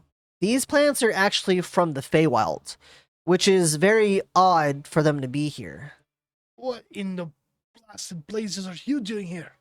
And you notice that there's a lot of these the bushes that are in front of you have this weird like bioluminescence to where they seem to vibrate with this glowing color, and you see these weird like pollen that's just poofing from the center, and it's like these weird like orange orbs, like a cluster of them, just kind of coming as if it's just seething up to the sky themselves. This is not good. What are Feywild plans doing here? Just so y'all know, this is really odd. Extremely odd. They shouldn't even be on this plane. Get here. Oh, I'm God, I know, yes. No! You're the Feywalker. Not the Feywalker. Whoa. You're gonna be the orc fucking bridge in a second. So are you guys gonna go ahead and proceed on forward more? So you said there's a left path and a... There's a left path and there's a right path. So the right path you can see over here, there's this weird, like, it looks like, it's like a, it's like a very, it's like a long rectangular, structure there. Not necessarily an obelisk, but it's a long rectangular structure that has a bronze texture to it. And you can see that there's these weird makeshift, like what appears to be skulls, and they have opposing lanterns on each corner there that seems to be holding it with like this weird hand that's just kind of reaching out, just holding it there. Oh, because that's not ominous as fuck. And then over to your left side is just like another pathway that just continues onward from what you can see over there. Do I know if the plants are dangerous? You do know that from some of the plants that you can see, some of them can be hazardous, but they're not to a point to where they're going to cause like damage. They can just cause more of like a psychological high. Okay, you pumpkins. We have two options. Weird, scary tunnel bullshit, or high mushroom fucking valley. Closer to lab. We're You say not- it's not from plane. Need to get to lab to crush the thing. We I- go to the thing. I'm pretty sure both ways go to lab. We'll let you But decide. one is big unknown, other one is we might be higher than kites and forget what we're doing. I say vote for the first option of the unknown. Fucking necromancers. What do you think, cow? I don't know. You're the boss here. I'm just here for the ride. Oh no, you don't get away with that. What do you think? A plants or weird scary tunnel? Go back to the sewers? Is that what you're asking? We're going to the lab, so technically yes. He's gonna go ahead and I can't smell sewers since the fucking plants. he's gonna go ahead and cast detect good and evil, and he's like, give me a minute. And he goes ahead and he just kind of like, he steps forward a little bit and he just kind of like closes his eyes, and you see this his little necklace there that has like the symbol Hades kind of like levitate, and it like points forward, and for some reason it starts to point towards like the left, and he's just like, oh, well, I can tell you there's definitely something dark within this vicinity. And it seems to be pointing over to the left side. So if you guys want to go to the left side, we can. If you guys want to try to go to the right, we can. But my thing can only go so far. So who knows what's within this shrine? So no, you're saying left already has something problematic that you can detect, and right has nothing you can. Okay. Um, Right or- it is. Or, I mean, if you want to go back to the lab to where, we can go through the sewers and we can go through all that stuff, at least it's familiar territory to us, and we have that much clear. Yeah, but we no longer have magical rope to get across, so it makes it much more difficult. We have literally 3 strong individuals that can throw each other across like we did last time. Yeah, except we have to be careful with one because she's kind of toasty. Look. If you just are curious, just say that. We can explore this area. That's what I thought. Okay, well, guess we're gonna go ahead and explore here. And then he goes ahead and like he walks up kind of next to you, so we can move Vigil kind of right next to you. All right, buddies, boys. So you want to go to the left or you want to go to the right? Well, since you detect something on the left, we'll go to the right. All right. So you're gonna go ahead and are you guys gonna go ahead and move forward with them? Yep. Okay, how far are you guys gonna go? Catching up. Where are you guys gonna go? Are you gonna go more? Okay, so you go over there. The right was the fey plants, right? Yes. And as no, you wait, I thought that was fake plants. Our left pay plan. so the left is where he said was the bad juju. So that way. The right is where there is no bad juju. That way. So this facing this way is you guys went the right way to the right. Okay. Good, Yeah, Good. you went to the right way. Okay. So as you go through, you can look over and you see this weird off to the right side, you can see that there is a broken you can see that there's like a broken platform up there. And if you look, just glancing over, you can see that the platform itself has these weird circulations to it, and another bigger circulation. In the center is like another circle that seems to be joining those circles, and it has like this giant crack coming through the center that seems to splinter off, and some of the pillars are toppled over, and there seems to be like some sort of over a lot of the plant life has started to overgrow and overtake this structure here. It's an altar of some kind. So if you go ahead and touch it, it's just like regular stone, and it doesn't. It's just some sort of platform. You're not really sure what it is. I'm gonna touch one of the circles and like move my finger along it. Okay, so you do that. Nothing. It's just grooves in there. Oh, good. It doesn't move, so it's not a puzzle. That's good. That's good. What's off to my left hand side? So off to your left is another pathway that leads a little bit further into the shrine. Okay, so you guys go ahead and take the pathway. If you want to go ahead and cut around this way, you can.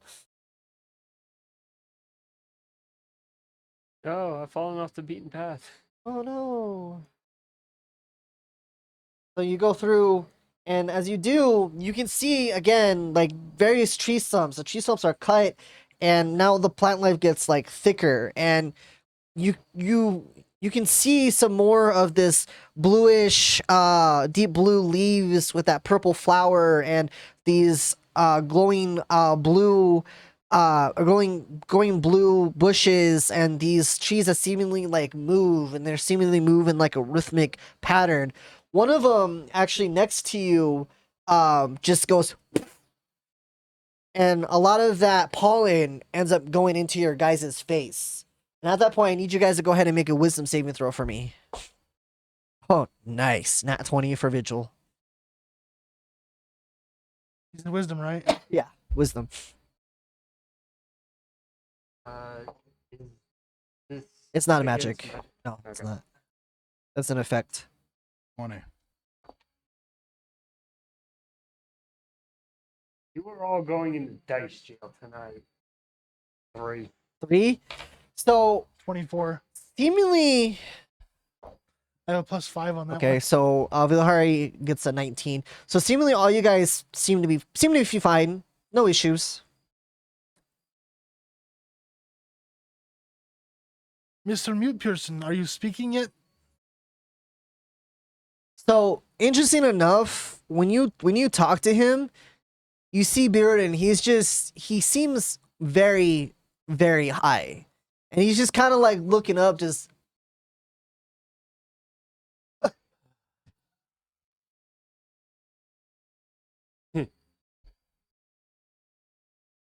I walk over and just, do you hear me now? you shake him.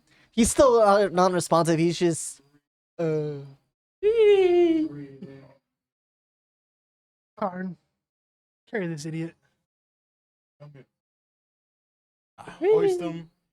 Put them on deck. Okay, so you go ahead and do that, and you guys go ahead and continue onward there. And as you continue onward, you get to the point to where you notice that there's a little shrine off to the side right over here. And with this shrine itself, you can see that there's like a statue, right? And then the pool itself has that weird, like, ominous purple glow. and you can see that the shrine has broken pebbles, and there's these two little lanterns off to the side that have like these weird like tops to them, and they have like a very almost elvish engraving to them, and then inside them they have it's what's illuminating the space. And the pool itself is still glowing, this mysterious glow, and there's like these rocks that kind of like just go into it, and it goes deeper and deeper until you can't see the bottom of it. So do the lanterns actually have writing on them? The lanterns, no. Is there any writing at all that we can see? So there isn't any. There is some writings at the foot of the statue that's in the middle of the pond. Do I recognize the language? Make a perception check for me, please.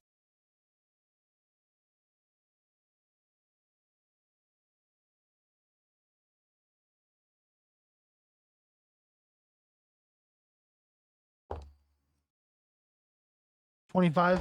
It's Elvish. Do any of us speak Elvish? I know I don't. The only person that did speak Elvish literally left, unless you know how to. Oh well, you can't. You're incapacitated. Incapacitated. The Hari doesn't either. Even then, I just Dilhiri know no speaks mission Common, keeps- Draconic, and Premortal. Oh, Vigil does speak Elvish. Look at that. So he goes over. He doesn't really go over. But he's kind of like he goes over towards I like lift him up and yeah. So he comes over towards the edge. And you don't even touch the water. He just lifts it up. He's looking at it, and you see him kind of like mumble some words in Elvish.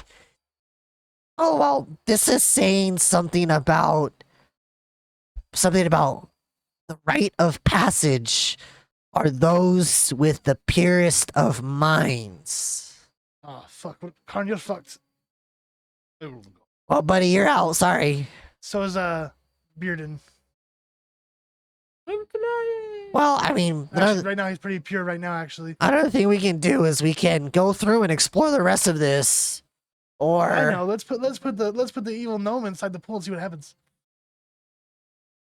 Aren't they? I mean, if you want to, he's kind of high. He might enjoy the nice little dip. Yeah, but it also might make those crystals like grow faster. I think we should just go through the sewers.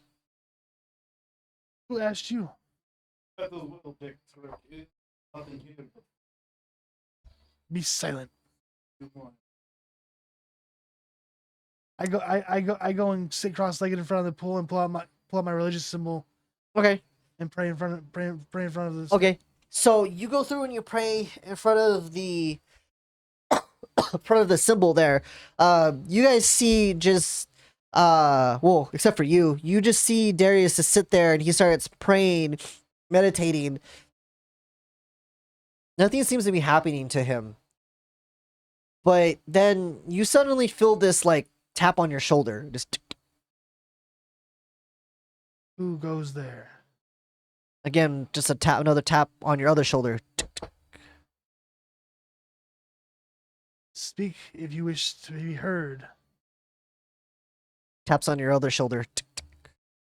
I cannot turn around and face you. You know how this works. Taps your shoulder again. You don't see like anything. You just hear mumbling coming from Darius, and then you hear just like him just growl. I'm gonna try and sense who they are by smelling. Okay. You smell this sweet aura that seems to be leading you into the pond itself. Well, that's a bad sign. I'm not doing that. I'm not stupid. I stop praying and stand up. Well, fuck that. Let's go back to the sewers. Bearden, make a strength check for me. Oh, fuck. You better be ready to challenge it. 'cause Actually, make a dex check for me. Dexterity saving throw for me. You make a strength check for me. Hold on tight, motherfucker. 17? Oh, fuck. You better roll highest. Come on. The deck save, right? Yeah. 3. So you're kind of thrown off by like the growling of like Darius, but to a point, you you seem lighter, and as you look on your shoulder, Bearden is no longer on your shoulder. He seemed to have, with his little gnomish body, slipped off of you, and now you kind of see him just wandering over towards the pond itself, and you get to a point to where you're about thigh deep in the water. I'm gonna run and snatch him. You're gonna run and snatch him? I'm not gonna touch the water. I'm Okay. snatch him by like his fucking. Make a sleight of hand check for me. I was gonna What a say I'm handshake. still high as a kite, right? Yeah. I Make a gotta sleight be- of hand. Make Would a. that be at advantage since he's high as fuck? No, that's actually going to be regular. You actually get to roll advantage because since you're high, you're more nimble. So roll advantage on your dex. Oh, thank fuck. What'd you roll? 23. 23? Why are you happy? I know, about he's that? happy. He wants to see what happens. You idiot. 7. 7. So you try to snatch him, but as you do, it's too late. His body just goes into the water. And you see him, he I starts, twin died. you see him floating in there before suddenly something just grabs him into the water. Motherfucking. Uh-oh. And you're still high, but you start to come out of it. As soon as you come out of it, you can just see yourself being dragged into this water, and like bubbles are starting to escape your air, starting to escape your mouth there. Well, alley-oop. So you dive into the water too. You Yeah, go after- chase whatever fucking So- dragged him.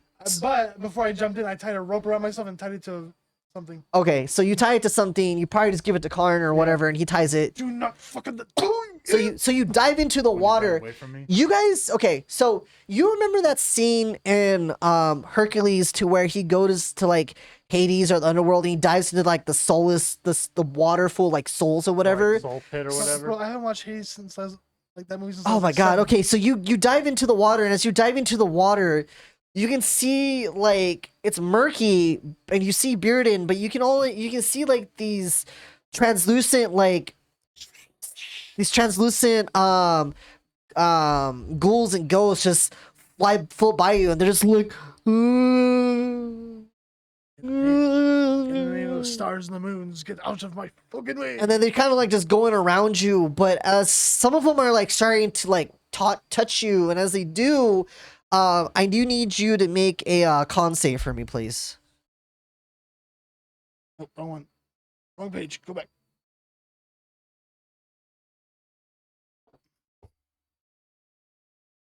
19. 19. Okay, so you only take like 2 points of narcotic damage, as some of them do touch you and you feel your body starts to kind of like weaken. I will say, go ahead and make a sleight of hand check for me to see if you're able to like grab Bearden.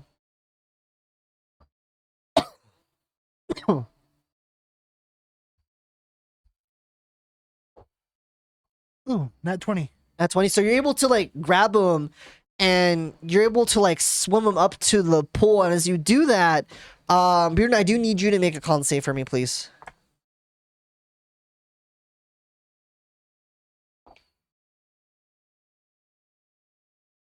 18. 18. So you only take 2 points of narcotic damage as well. But you guys are able to like swim out of there. I'm gonna throw him at Karn. I'm gonna start pulling him. Okay. So you finally get out of that, and as soon as you get out of that, whatever slight weakness you felt finally just comes to. Trapped in pools of bullshit. What the fuck was this? Evil pool, corrupted sewers. I tie up Bearden. Okay, you tie up Bearden. And- He already came too, so he's conscious. I don't Okay. fucking care at this point. And at this point, it's like I'm just trying to figure out what's going on. Okay. So you, Pulled. so you guys go ahead and you leave. You No, guys. I don't leave Oh. yet. I put my armor back on. Okay, you put your armor back on. Okay. Not really. Okay, now you leave. So you guys go ahead and make your way through. And as you make your way through out of this, you guys are gonna go ahead and head towards the hole, to the sewage, right? Okay. Oh, Fucking curiosity Oh. almost killed the wolf. Okay. So as you guys go ahead and head down to the sewers, can you guys go ahead and move off, right? Just for brevity, I'm gonna say you go through the whole loops and you go through everything and you get to the point to where get to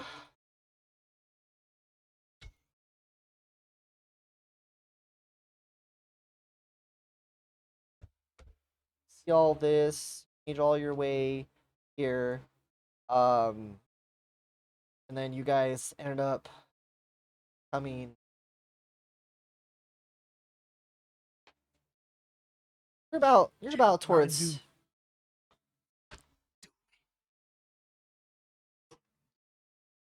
dude. Take him out. No. Mountain Dew. You guys are about right to here. Let me see if there's a way I can. One A finger on that there. 1 second. Let me try something. Oh wait, Jake.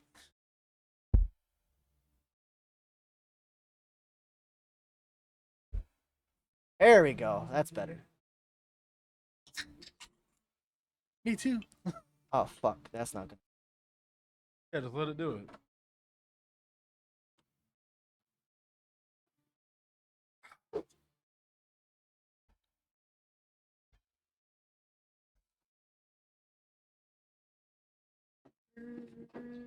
Ew.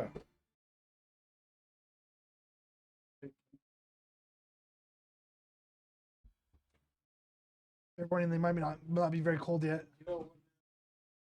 This is just. I just want to warn you. Thanks for bringing it. My favorite You soda. know that? You know that, Randy? Bringing us. I don't know. Next time the other group drinks all our soda and doesn't bring anything, I'm gonna kill them all. For some reason, this is like my only. We should go knowledge. there. We should make our characters like overpowered and go like They're already dead right now at this point, 2v6, anyways. 2v6 them. I mean, they're already dead right now at this point, Yeah, anyways. fucking dead. That's crazy. Like, kill themselves. Who's dead? The other His part. other group. Oh yeah. Oh, actually, we can go hunt the rogue and kill her, or him, That's or crazy. it. Kill the rogue. Why One not? that's Okay. trying to escape right now. You die wrong Secretly, you guys are the bad guys. for our soda. For the soda. Wait, what? Sure. Like Dark Souls, they just fucking or Elden Ring, they just spawn us. They summoned. Okay, so as you guys come through the sewers there, you're met with like a door that's in front of you. The door is closed from where you guys left it.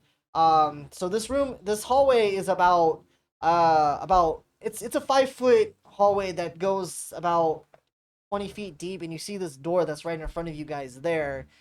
And as you go over to it, Ding ding ding. as you do, the door does open slightly. Oh, that's not supposed to happen. That's not supposed to happen. No. Just like reach out, like close the door. Nope. No. You guys leave. Okay, end of session. Let's just go. Let's just leave. Grandpa can take care of their own. Let's just leave Grimpon. We're done. Let's go. Look, I kept some of Mora's explosives. Yeah, exactly. Yeah, let's just blow this entire city. This entire city has just gone to shit. But you, as you listen closely, you don't hear anything. Just dead quiet. That's even more worrying because the monster's back there. It's in the wall. Just it's in the walls. No, I'm more worried he already escaped from here. Just the I'll tell you what you hear. I will tell you what you hear.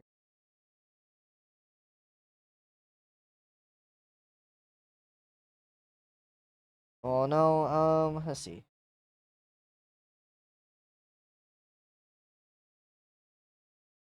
So that's pretty much just like all you hear is just like the dead quiet. A little bit of like the ground just kind of like bits and pieces of rock and rubble falling from like the ceiling and stuff like and all that good stuff there. Along with just like the drip drops of like the sewer and maybe some like scattering of like the rats. It's quiet. Too quiet. I start sniffing. Okay. So you actually smell almost the smell of like burnt. But for some reason it has a weird sulfuric smell to it.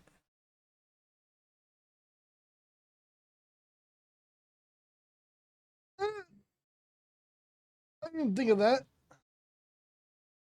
That's scary. I did not think of that. That would be worrisome. Cross that bridge when we get. But I would. Okay, so you said it smells very sulfuric and nasty. Yeah. Okay.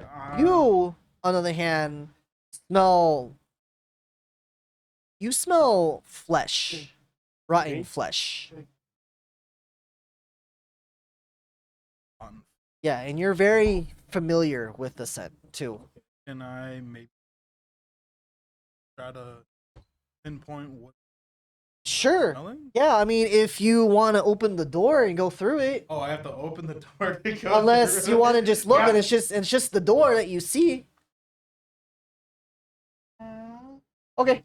So as you guys enter into Oh, no, I just opened the door a little bit. and looked in. Yeah, Okay. we're pieing the door. Okay. right? I Slowly but surely. cast like light on the closest object. Okay. So as you guys peer in, here, let me bring it out here. This is what you see. God, is that a tentacle? No, that's actually blood. That's actually a corpse that's over there. And you see that there's these blast marks or these explosion marks just over there. But these aren't the explosion marks that are from Mora. You recognize these are arcane explosion marks that are used from like scorching ray or some sort of like blasting. Oh, no. Bearden, you actually very familiar that this is actually Eldritch Blast explosion marks. No. Wolfkin, you tell me what this is now. I'm like trying to like get I your already know what it attention. is. Now, you notice that over in the rubble where this boulder is like crushing this corpse's head is it's a humanoid, but the humanoid doesn't have any skin to it. And no clothes, nothing, just no skin. It's just like the flesh, but the flesh itself seems to have some sort of like acid was eating at it. What kind of evil And you fuck see is that its guts and everything is spewed out. And if you guys get close to it, you notice you don't get close to it, but you do notice that there's like a rat that just comes out of it. The same rat that has that's mutated just runs Ray of out. Frost. You do? So use Ray of Frost there. The Ray of Frost starts to echo through there. Just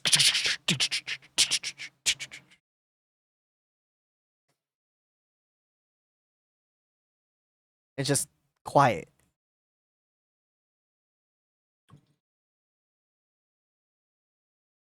He's fresh blessed. I reached down and touched one. These blasts are actually relatively old. This set's been here for a couple months or a couple years. I think this is when they tried to destroy the lab and they epically fucking failed. And they didn't notice their people were missing because they're idiots. Idiots. Probably know what happened. Creature. Yeah, they tried fighting creature. Creature fucking killed them because they underestimated creature. But that also has a problem. We don't see creature.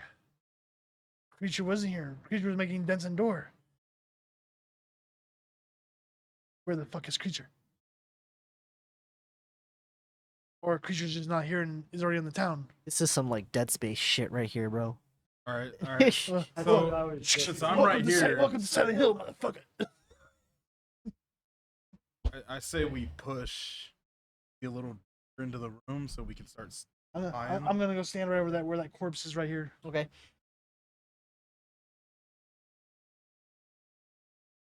And I'm gonna cast Ray of Light right on that stone right there. Right here.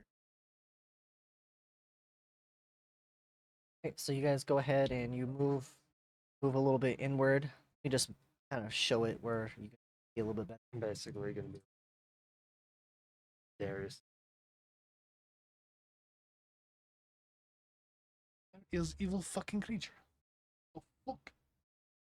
Now, as you enter into this area, you notice that the room itself is relatively dark, and there doesn't seem. You see that there is a light source that's just kind of like off in the distance, and it's just flashing a little bit, and you see sometimes it sparks.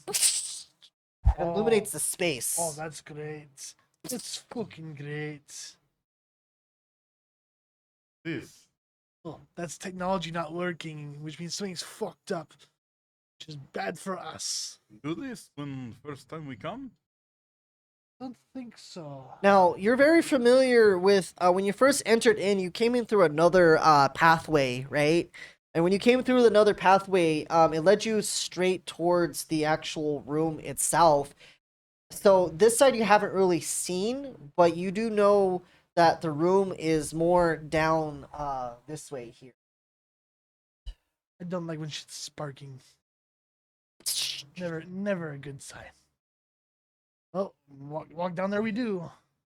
Same formation.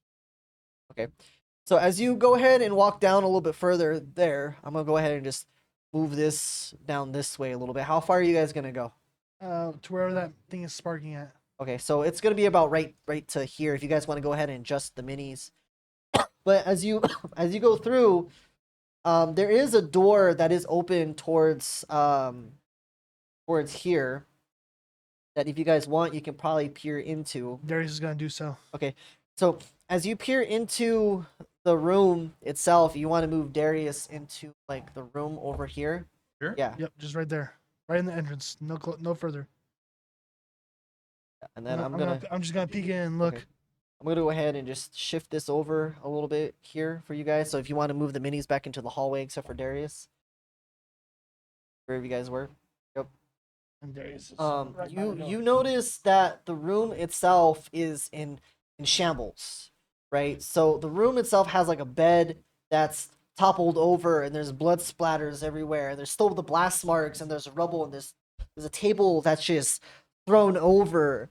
I'm gonna reach down and touch the blood next to It's next to it. dry. This happened long ago.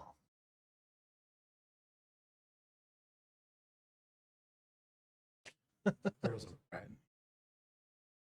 There are lots of rats in here. Do I see any like cabinets or anything that might have anything? You don't see really much of anything in there. You just see like a tossed over bed, maybe some like clothes that are just laying around. But you don't really see much of like anything. You do notice that this seems to be some sort of like dorm or a little living quarters for an individual. You do see like over on this under this chair or underneath the rug, you see some sort of like lab coat though.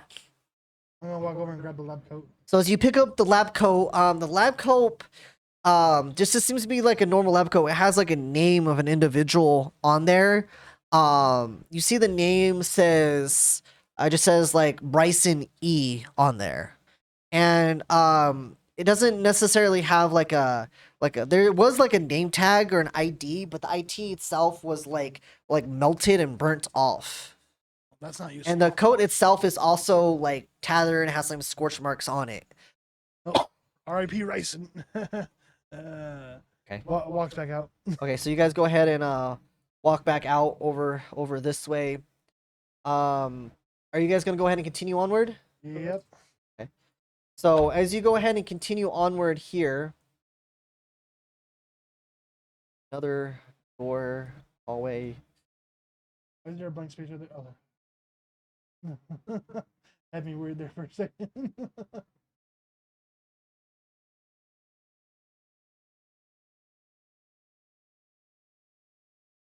So I'm gonna walk over and this. Okay.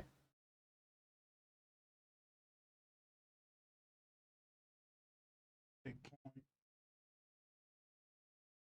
I'm gonna follow Darius. I'm not going in the room. I'm just staying right outside of it. I know, I'm just staying behind you. And I was letting Alfred know. So we're just gonna shift it down a little bit. Actually, let me see if I can just a little bit where you can fit your miniatures in the square. There we go. So with this here, you see like another room, and then you see this time a lot of the do see a corpse on the ground there. If you want to go ahead and just move the minis back into the hallway for me and just adjust the minis however you want to. Wherever you're gonna put you guys. So you do see another corpse that is laying there. This time it seems to fall out of a chair, and this one seems to be of like a smaller stature. This one seems to also have its flesh, its skin torn off, but this one seems to have some sort of like crystallization coming on it. But this time, half of the face seems to be crystallized. I'm gonna take my axe. I'm gonna knock a piece of the crystal off Okay, think and put it in a little vial. cool. As soon as you take it off of there, you notice that the glowing crystal itself becomes dull and just becomes standard blue, and you put it back in your bag. Interesting. It's still active. That's creepy. Okay, out of this fucking room. Okay. Now you do notice that there is that door over to your left there, and then you just hear The door over to my left. Coming right here. this one right here. This is the door. Oh, Oh, that's okay. a door. Yeah, you didn't see that. Yeah, that's it. Oh, This is actually, and this door seems to be open. One of the doors to the right is just open slightly, and the one towards the left, you know, this door opens like going inward, but the door to the left seems to be like busted down a little bit and bent. Well, that's not a good sign. I'm gonna peek in and look without going in. Okay. So as you peek in and look, this is typically what you see. More dead people. And if you do go in further to take a look, you can actually see this familiar machinery that you once saw and messed with. I'll slowly walk over and like look at things. Okay. So you look over, and then the vault itself, or the door itself that you saw, has been busted open, clearly. Like not blown open, but seems to be like bent, and like the debris itself has been pushed over. And kind of like looking more inward, you see that the holding chamber that it was once in, is now empty. She's fucking. But if you do explore it, you do notice that whatever you go in there and you see like these like machine warforged arms, these animatronic arms, like kind of like hunched over. Some of them, one of them snapped open, and then like these containers, these like spherical containers that are off in the corner seem to be malfunctioning, and there's like sparks that's just coming off of them, and there's like this giant like crane like thing that seems to be holding over it, and you see these wires like pulled out, exposed, and these wires are attached to the wall, and they're coming through, but in the wires you see this weird like this weird like pinkish goop that's just coming out of it, just seeping through, just flops on the ground. I take a piece of metal off one of the machines and like touched it to the goop. Okay, so as you touch it there, you pull on it, it seems to have a weird adhesive tug to it. Oh, that's just great. What the hell is this shit? And then some of it more just drops down. I have a bad feeling about this. I'm gonna leave this room. Okay, so you go through and you leave the room, and as you leave, you do notice that the one of the machines that you're looking at, one of the boards themselves has been like pried open, and a lot of the wires seemingly were not ripped out, but were messed with, as if whatever was in here was trying to attend to this box itself. Oh no. Hey, Karn. Remember how they said the doctor went missing? Karn? yes. Doctor went missing with the loose body. Yeah. So, highly intelligent evil doctor actually turns himself into a giant fucking monster and still remembers how to use technology. Does that sound about right? Possible. Because he didn't destroy it. He wasn't trying to fuck with it. He was trying to fix something. What kind of deranged monster fixes something instead of an evil scientist? Right. Working theory, but have help. We need to see monster first. Can I smell a monster? You can make a perception check. That's what I want.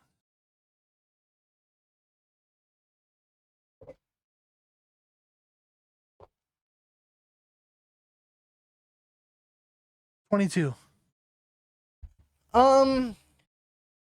I'll say sniffing around, you're starting to smell more of like these corpses and these bodies. But the smell itself kind of leads you more out of the room and towards the right. That way? Yes. Like where we came? Yes. Mother. Right. Well, first we better finish exploring that way. Okay. So how far are you guys gonna go? Probably just enough. So Right like there, right there. okay. That's where we can see. So as you guys explore this area, say you can see about how far you can see. Those barrels. Yeah, they're just regular barrels.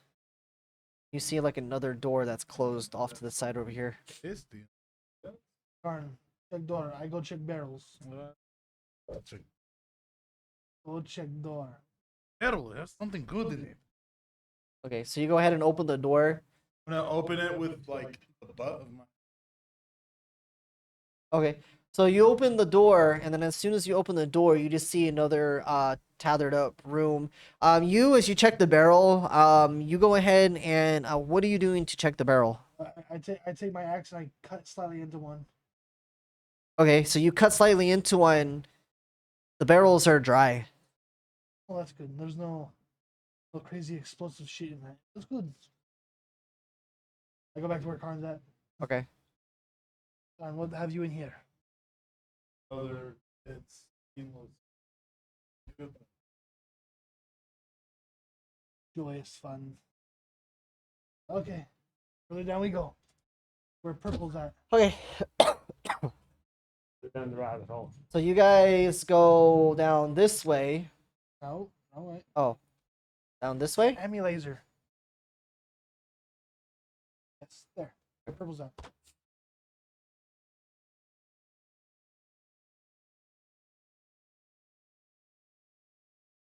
That sounds so wrong to me. There's a door. Or Is it, door- is it secured anyway? It is. Door's locked. is it the keypad door? Like we That's just what I- No. that's what I meant. No, it's just a regular double door, but the door itself is steel. Is it damaged in any way? The door does have some few dents in it, but it is closed and locked. But the dents themselves aren't massive. It has some blast marks on it. But it is locked. Unlock it. Friend, this might be closed for a reason again.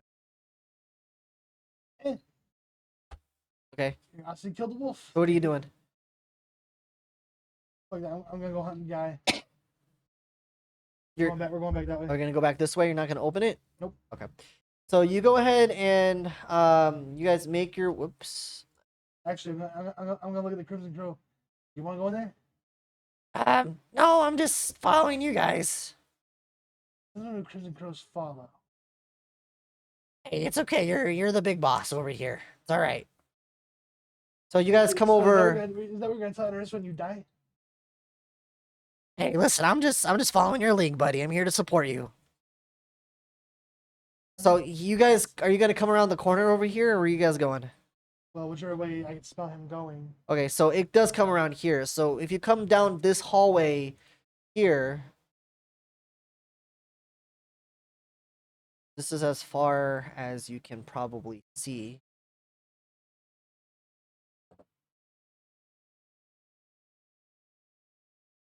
Out to here. Okay, so I see a corpse. Okay, cool. Let's just keep going. You're gonna keep going? Okay. So as you keep going, though, I do need you. Well, where are you guys at? You come about up to here, right? Yeah. Okay. So as you do keep going, you guys do step onto something here. I do need Who's taking point? Darius? Yep, not me. Okay, Darius, I do need you to make a dex save, please. Not a problem. Yeah, for swinging axes.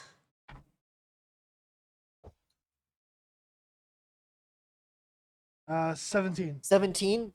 So easy enough. You go through and take your axe, and you see this weird, what appears to be this weird, like to you, it's a beam of light come through, and as it does, it hits the blade of your axe, and it reflects it. And as it does, it comes up and it explodes off to the side. It's just What in the foot? and you look at your axe, and the axe itself it has like this dent in it now, and for some reason it has like this really hot burnt mark on there that seems to start fading away. Superheated.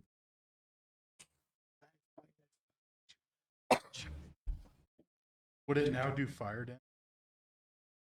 It already does radiant damage. So you guys go ahead and continue onward. Yep, that's right. So as you go ahead and But press, this time I'm looking for traps. Yeah, Okay. me too. okay, go ahead and make perception checks for me, please. Oh. Same thing with you, Bearden, if you want to. Yeah, I get advantage on perception checks. 23. 23. Okay. 19. Okay. 23, 19. And Yeah, but 20. 30, 20. 30, 20? Okay. So easy enough. There's no other traps, but you come into another chamber there where it seems to be more, a little bit more open. That does narrow to where there's just like it leads into a pathway for you guys there.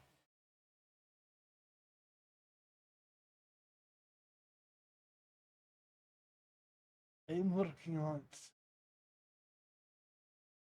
I smell dead bodies and decaying fucking plants. You guys gonna go ahead and continue on? That is the plan.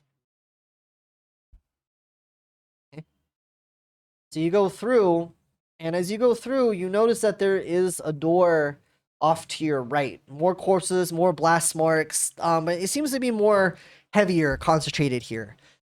Right, the main part of the laboratory.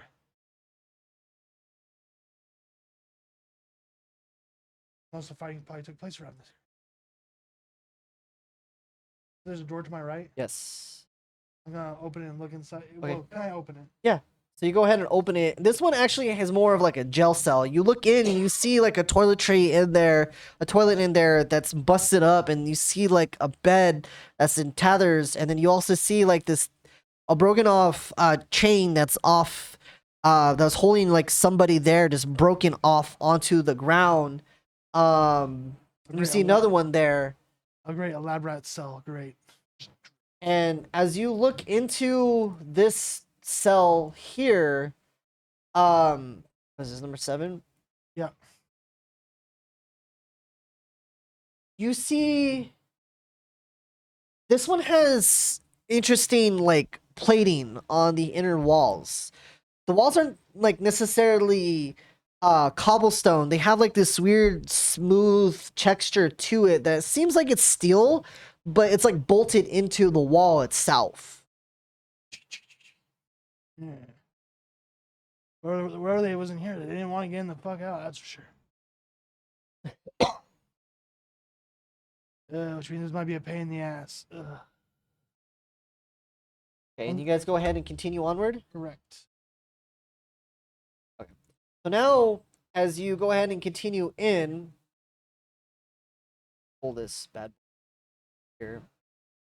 You notice that there's another door to your right, but there's also a table off to your left there that seems to be also in shambles. They have this weird, like, alchemic machine that's in the center, and there's bottles and vases and parchment paper. Books are thrown off the ground. Chairs are broken everywhere.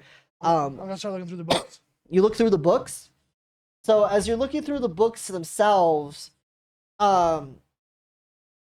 you see that there's actually there's a hidden component, right? and as you flip the switch underneath this desk there, this compartment on one of the vials cabinets shifts open, revealing a journal. And as you look at the journal itself is in mint condition. It has like torn up parchment papers in there. And as you're going through, uh, you see a lot of like ink splats on there, and you can see different descriptions about Half-Fuse Arcane Codex. You see something about the Master Key. You see a brief description of the King's Tier that you guys have been hunting for, the Swiftlanders are hunting for as well. You see the same descriptions as you saw as that parchment paper where it has like the diagram of the experiments. You mentioned something about ripples in the veil, with the ripples of the black veil being attached to the Feywilds. And then also you notice something towards the bottom where it says in like very faint common, "Those Grimestar fools, they think they can silence me. They don't understand the mind's true power. I will become the future." Oh, great. Like I thought, he turned himself into a fucking monster. That is fucking great. What? Look, remember when we were in the mansion and the guy was talking about the evil scientist guy? Remember him? Yeah. Well, he's basically saying here that fuck those guys, they don't understand my genius, so I'm gonna make myself into the true thing they want. Which means this is gonna be a bitch and a half. Okay, so you guys go ahead and continue onward. And as you guys go ahead and continue more... I throw that book in my bag of holding. Okay. So you guys go ahead and continue onward more, and as you do, you see it opens up into this wide room where now everything... the damage is more intense. You see that... Oh, here, let me let it over for you guys. You see now that the damage is more intense to where it's... You see rubble coming down from the side. You see explosion marks, big chunks out of the wall, pillars toppled over, people being crushed. Some of these people are now skeletons, and these skeletons seem to have bits and pieces of like the armor attached to them, and some of them have the shields busted and their weapons tossed to the side. You see more of like those flesh people that are there. You also see like another door. You okay? Yeah, You almost s- just felt. You see another door off to the right over there. I look around the room. Yeah. Well, let's look at this door, shall we? So as you look into the door, go into the door itself, you hear this weird like gear noises and clicking. I slowly looked. It's like, really?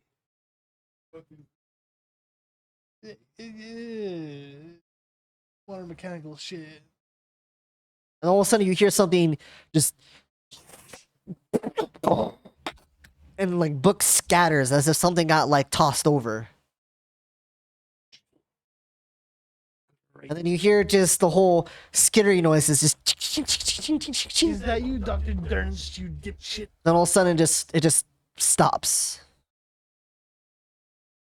Chink. Chink. You're Chink. not in play, you crazy scientific asshole? Are you gonna open the door? Fuck no. And all of a sudden just I'm just gonna knock on it. Ding, ding, ding. And step back. just I'm dead quiet.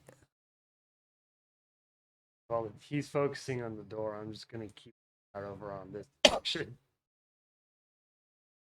Come out in play. I know you're in there, you insane quack. Then all of a sudden you just hear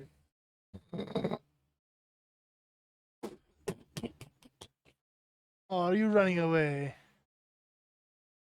And you hear just like more skittering noises, just metal skittering noises. Just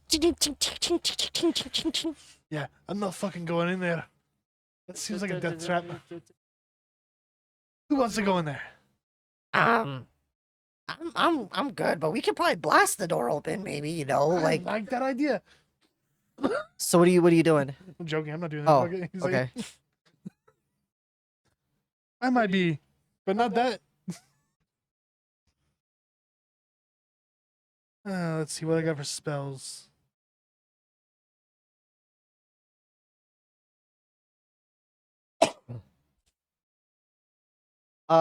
Vigil's gonna go ahead and cast detect good and evil, but when he does, he doesn't detect anything evil behind that door.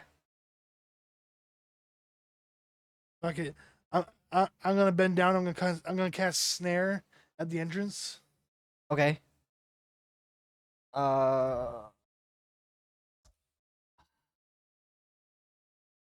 This air do. That makes it like difficult terrain, right? No, it creates a trap basically. Okay. So how far away does snare have to be? Is that something you have to see? No, it's just touch. I bend down right in front of the door. I touch the ground and make a trap right there. So after we go in, if we have to run out and someone follows us, Okay. So you're just gonna leave it? yeah. So that way if we have to, okay, if we have to retreat from room, hop over this square. If you don't, you're gonna get ripped into the fucking ceiling. So it's right here. Right in front of the door. Yeah. Yeah. That side, yeah. Okay. Got you. So if you continue on down this way, you do notice that there is a pathway and there's a stairway that leads downward. First, we're gonna check the room. You're gonna check this room? You're the one that just made a trap in front of him. Or you're gonna open it. Yeah. Okay, so who's opening the door? Okay. So as you try to open the door itself is locked. Oh, that sells that. Let's do the trap there and go. Yeah. Fate says fuck that, and I agree with fate. So you go through and you leave and you go over towards the stairs, right? Okay. So as you go over towards the stairs, so the dripping noise of the sewers stop. As you kind of climb downward, it seems to be this long pathway that just keeps going down these stairs. And there's lighting there that's barely visible for you. And as finally get to this end of the stairs where it goes into this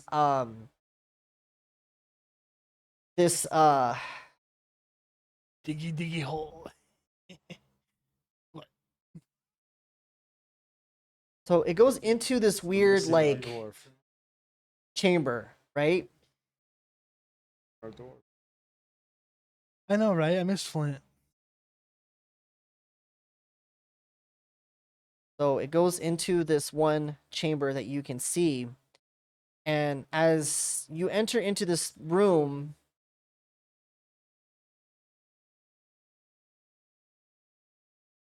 where are you guys here? Let me.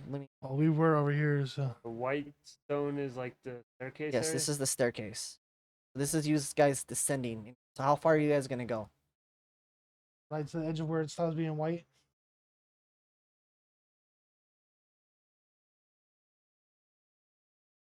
So this room is relatively dark, and you guys can see dark vision, right? 60 feet. So from what you can see essentially this weird, what appears to be like a broken statue and machinery off the side and like some sewer. But then you see these weird like red like vines kind of like wrapping around the statue, and they have like these weird pulsating blue lights on them. I'm gonna aim at the closest piece of the red vine I can see and cast Ray of Frost. You're gonna cast Ray of Frost on it? Yeah, just see how it reacts Okay. far away. So you cast Ray of Frost on it there, and as you do, you hear this loud squealing noise. It's just like, and it kind of like retracts backwards. Well, that's not a great fucking sign. I roll my eyes like, not again. That's why I did it from far away instead of going over and chopping it with my axe. And then as you hear you hear this weird just sloshing, this weird like it's kind of like a it's like a weird sloshing sound, just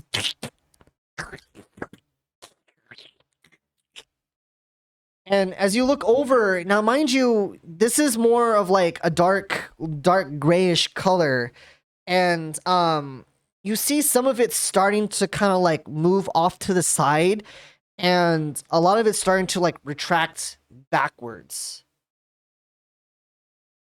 Okay. So I'm gonna walk to right here. I'm gonna cast light. Okay. On the ground. So as you cast light, you see now that instead of it being red, it's like this weird, like it's a vibrant pinkish color, right? And this pinkish color, it doesn't react to the light itself, but you do see like this pink coloration. These vine-like tentacles are like embedded in the ground. You look over to the right, and some of them are embedded into like the purple sewage water that has the pipes that are connected to it that are leading upward. And you can see it, for some reason, seems to be like grabbing stuff from it. Like it's like drinking out of the water, and it's just. I have a bad feeling about this. What say you, Karn? You have a bad feeling about this?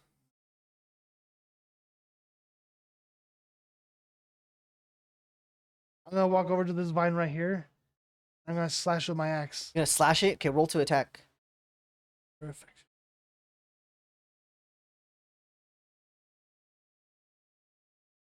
You didn't say that. So assume. Let's see, where are you, X? There we are.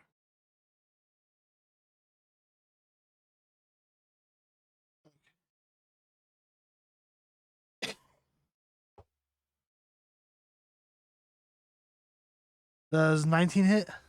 19 does hit. Yes, go ahead and roll damage.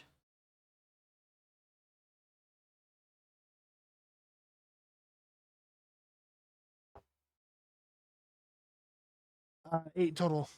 8 total. Okay, so as you go ahead, you slash at it, and it does it like a deep cut there. And when it does, it just, you see this weird like purple liquid just splash out, and as it does, it kind of like retracts back, and then all of a sudden you feel the room just. I step back to where everyone else is at really quick. And as it does, you see bits and pieces of like the roof just collapses. This was a bad idea. My bad, guys. My guy's crushed. What got crushed? I might have got us crushed. Oh. Oh my lord. If this, room comes down, we gotta go splatty splat splat splat. At least you won't have to fear your god no more. What you doing? Want to make sure everyone's consolidated. And then, Ooh, what's that? oh, you see a piece of machinery there, and the machinery itself has some sort of like hoses connected to it, and you notice that there's some weird corrosion on it, and the corrosion has little bits and pieces of crystal on there. And then you hear Vigil, he's just like, isn't it kind of weird that we haven't ran into that one monster yet? Oh, you just have to jinx it? Hmm? No, I'm just saying, it's kind of. Yes, we all know it's weird. We figured that out a long time ago when he wasn't in the fucking room. So what do you guys do? Because you do know, as you open this door, you see that there is a pathway here, and these tentacles themselves are still they're still like drinking, but they're kind of like, they're not really acknowledging you just yet. It's just like shaking the Is that room. another entrance over here? There's another entrance, yeah. I'm gonna look around that corner. Okay, so as you go through and you look around, it's actually a little hallway that continues downward into like a room. And there's another one over there. Yes. But that's between us and the red vines. Got the connection to the. Let's not do that. For all we know, we'll bring down this entire room on top of us. And Good as point. much as I like being crushed to death, I don't like being crushed to death. Good point. Where will we go? It has to go deeper, yes? There's nowhere else for it to run. Well, we have two options. We can try and go over plants into that hallway, or we go through into this hallway and inspect this hallway. Not trust. You say it will bring us down? See, I was thinking the same thing, but it's an option, technically speaking. Not a good option, but still an option. Onward we Albeit go he to could, the albeit he darkness. could have put the plant there to stop us from going that way on purpose, or it's just an experiment that went haywire and is blocking that way, and no matter what. What Did you go into the hallway or did you just No, like see? I just peeked in. Okay. So, as you guys peek into the hall itself, you all of a sudden, suddenly, the door just to both entrances just shut close, and all of a sudden you just hear this. It just shakes, and now these tentacles themselves start to like retract backwards. Well, ain't that a bitch? And then as soon as that retract backwards, you guys start to hear the familiar sound of just the heavy metal, just kink, kink. Motherfucker. And then all of a sudden you just hear just the. Why, hello, ugly. As that happens, Close ranks! you see. So where are you guys going to be positioning? You don't know where this thing's coming from. Well, we were all need to we were all over here. Right here, so so you said this door shut, right? Both the doors shut. Okay, alright, so I say, Well, he's most likely coming down that stairway. right, or above us, right? We didn't actually look up. That's true. We did not. So I say we get into battle form. Alright, make a perception check for me. Make a perception check. Alright, let's, Circle formation. right, yeah, you know what I mean?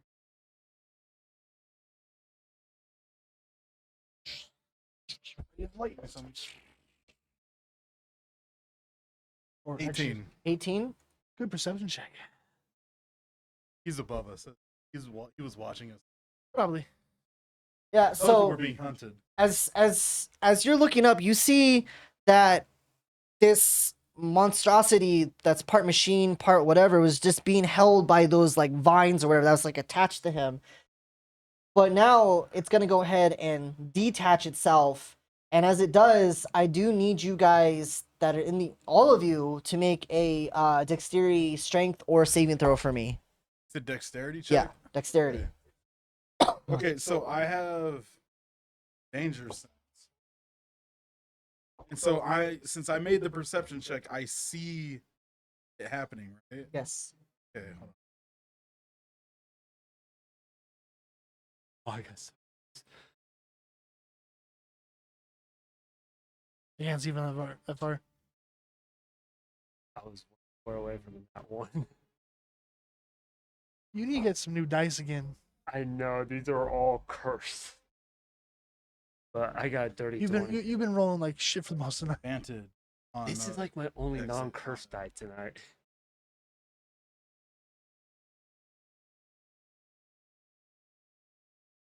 So you guys are all in this location right here? I got Oh, a pretty much. 17. 17? Okay. In total, right? Yeah, in total. Okay. So I got a 19. the DC was 18. Okay, so for those who failed, you take 9 points. Which is no one. No, what did you roll? 18. Yeah. So the DC was 19. So you failed. Oh yeah. What did you get? So dirty 20. Vigil also failed. So you take 9 points of bludgeoning damage, and at this point, I'll show you. This monstrosity comes flying down, lands right here. You don't get knocked prone, but you only take 5 points of bludgeoning damage. You get pushed back 5 feet, and knocked prone. The Hiri failed hers, so she gets knocked prone. Vigil gets pushed back, knocked prone. I'm gonna say they're up here, and then you only take 5 points of. Ironically, my foxes rolled better than I did. So That pisses me off.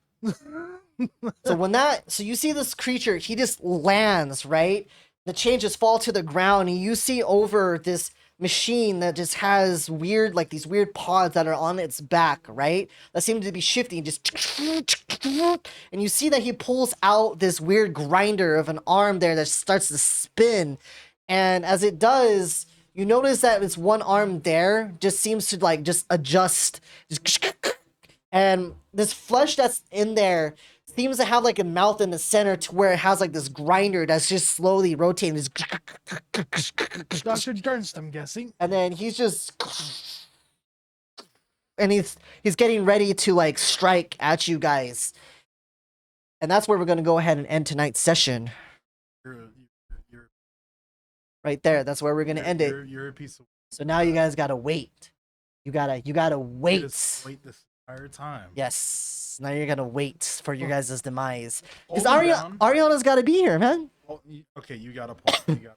See, he only said 2 doors because he didn't say anything about the third one, which is that stairway. And he also didn't say we couldn't blast our way through those fucking doors. Well, If I have to get the fuck out, I'll get the fuck out. hopefully you guys had fun with that one. It was pretty cool for me too. So now I can look at it. so yeah, until next time, we'll see if these guys prevail or if they or if they die. I'll see you guys next time. Hi, my name is Randy. I play Darius, who is a Wolfkin Paladin.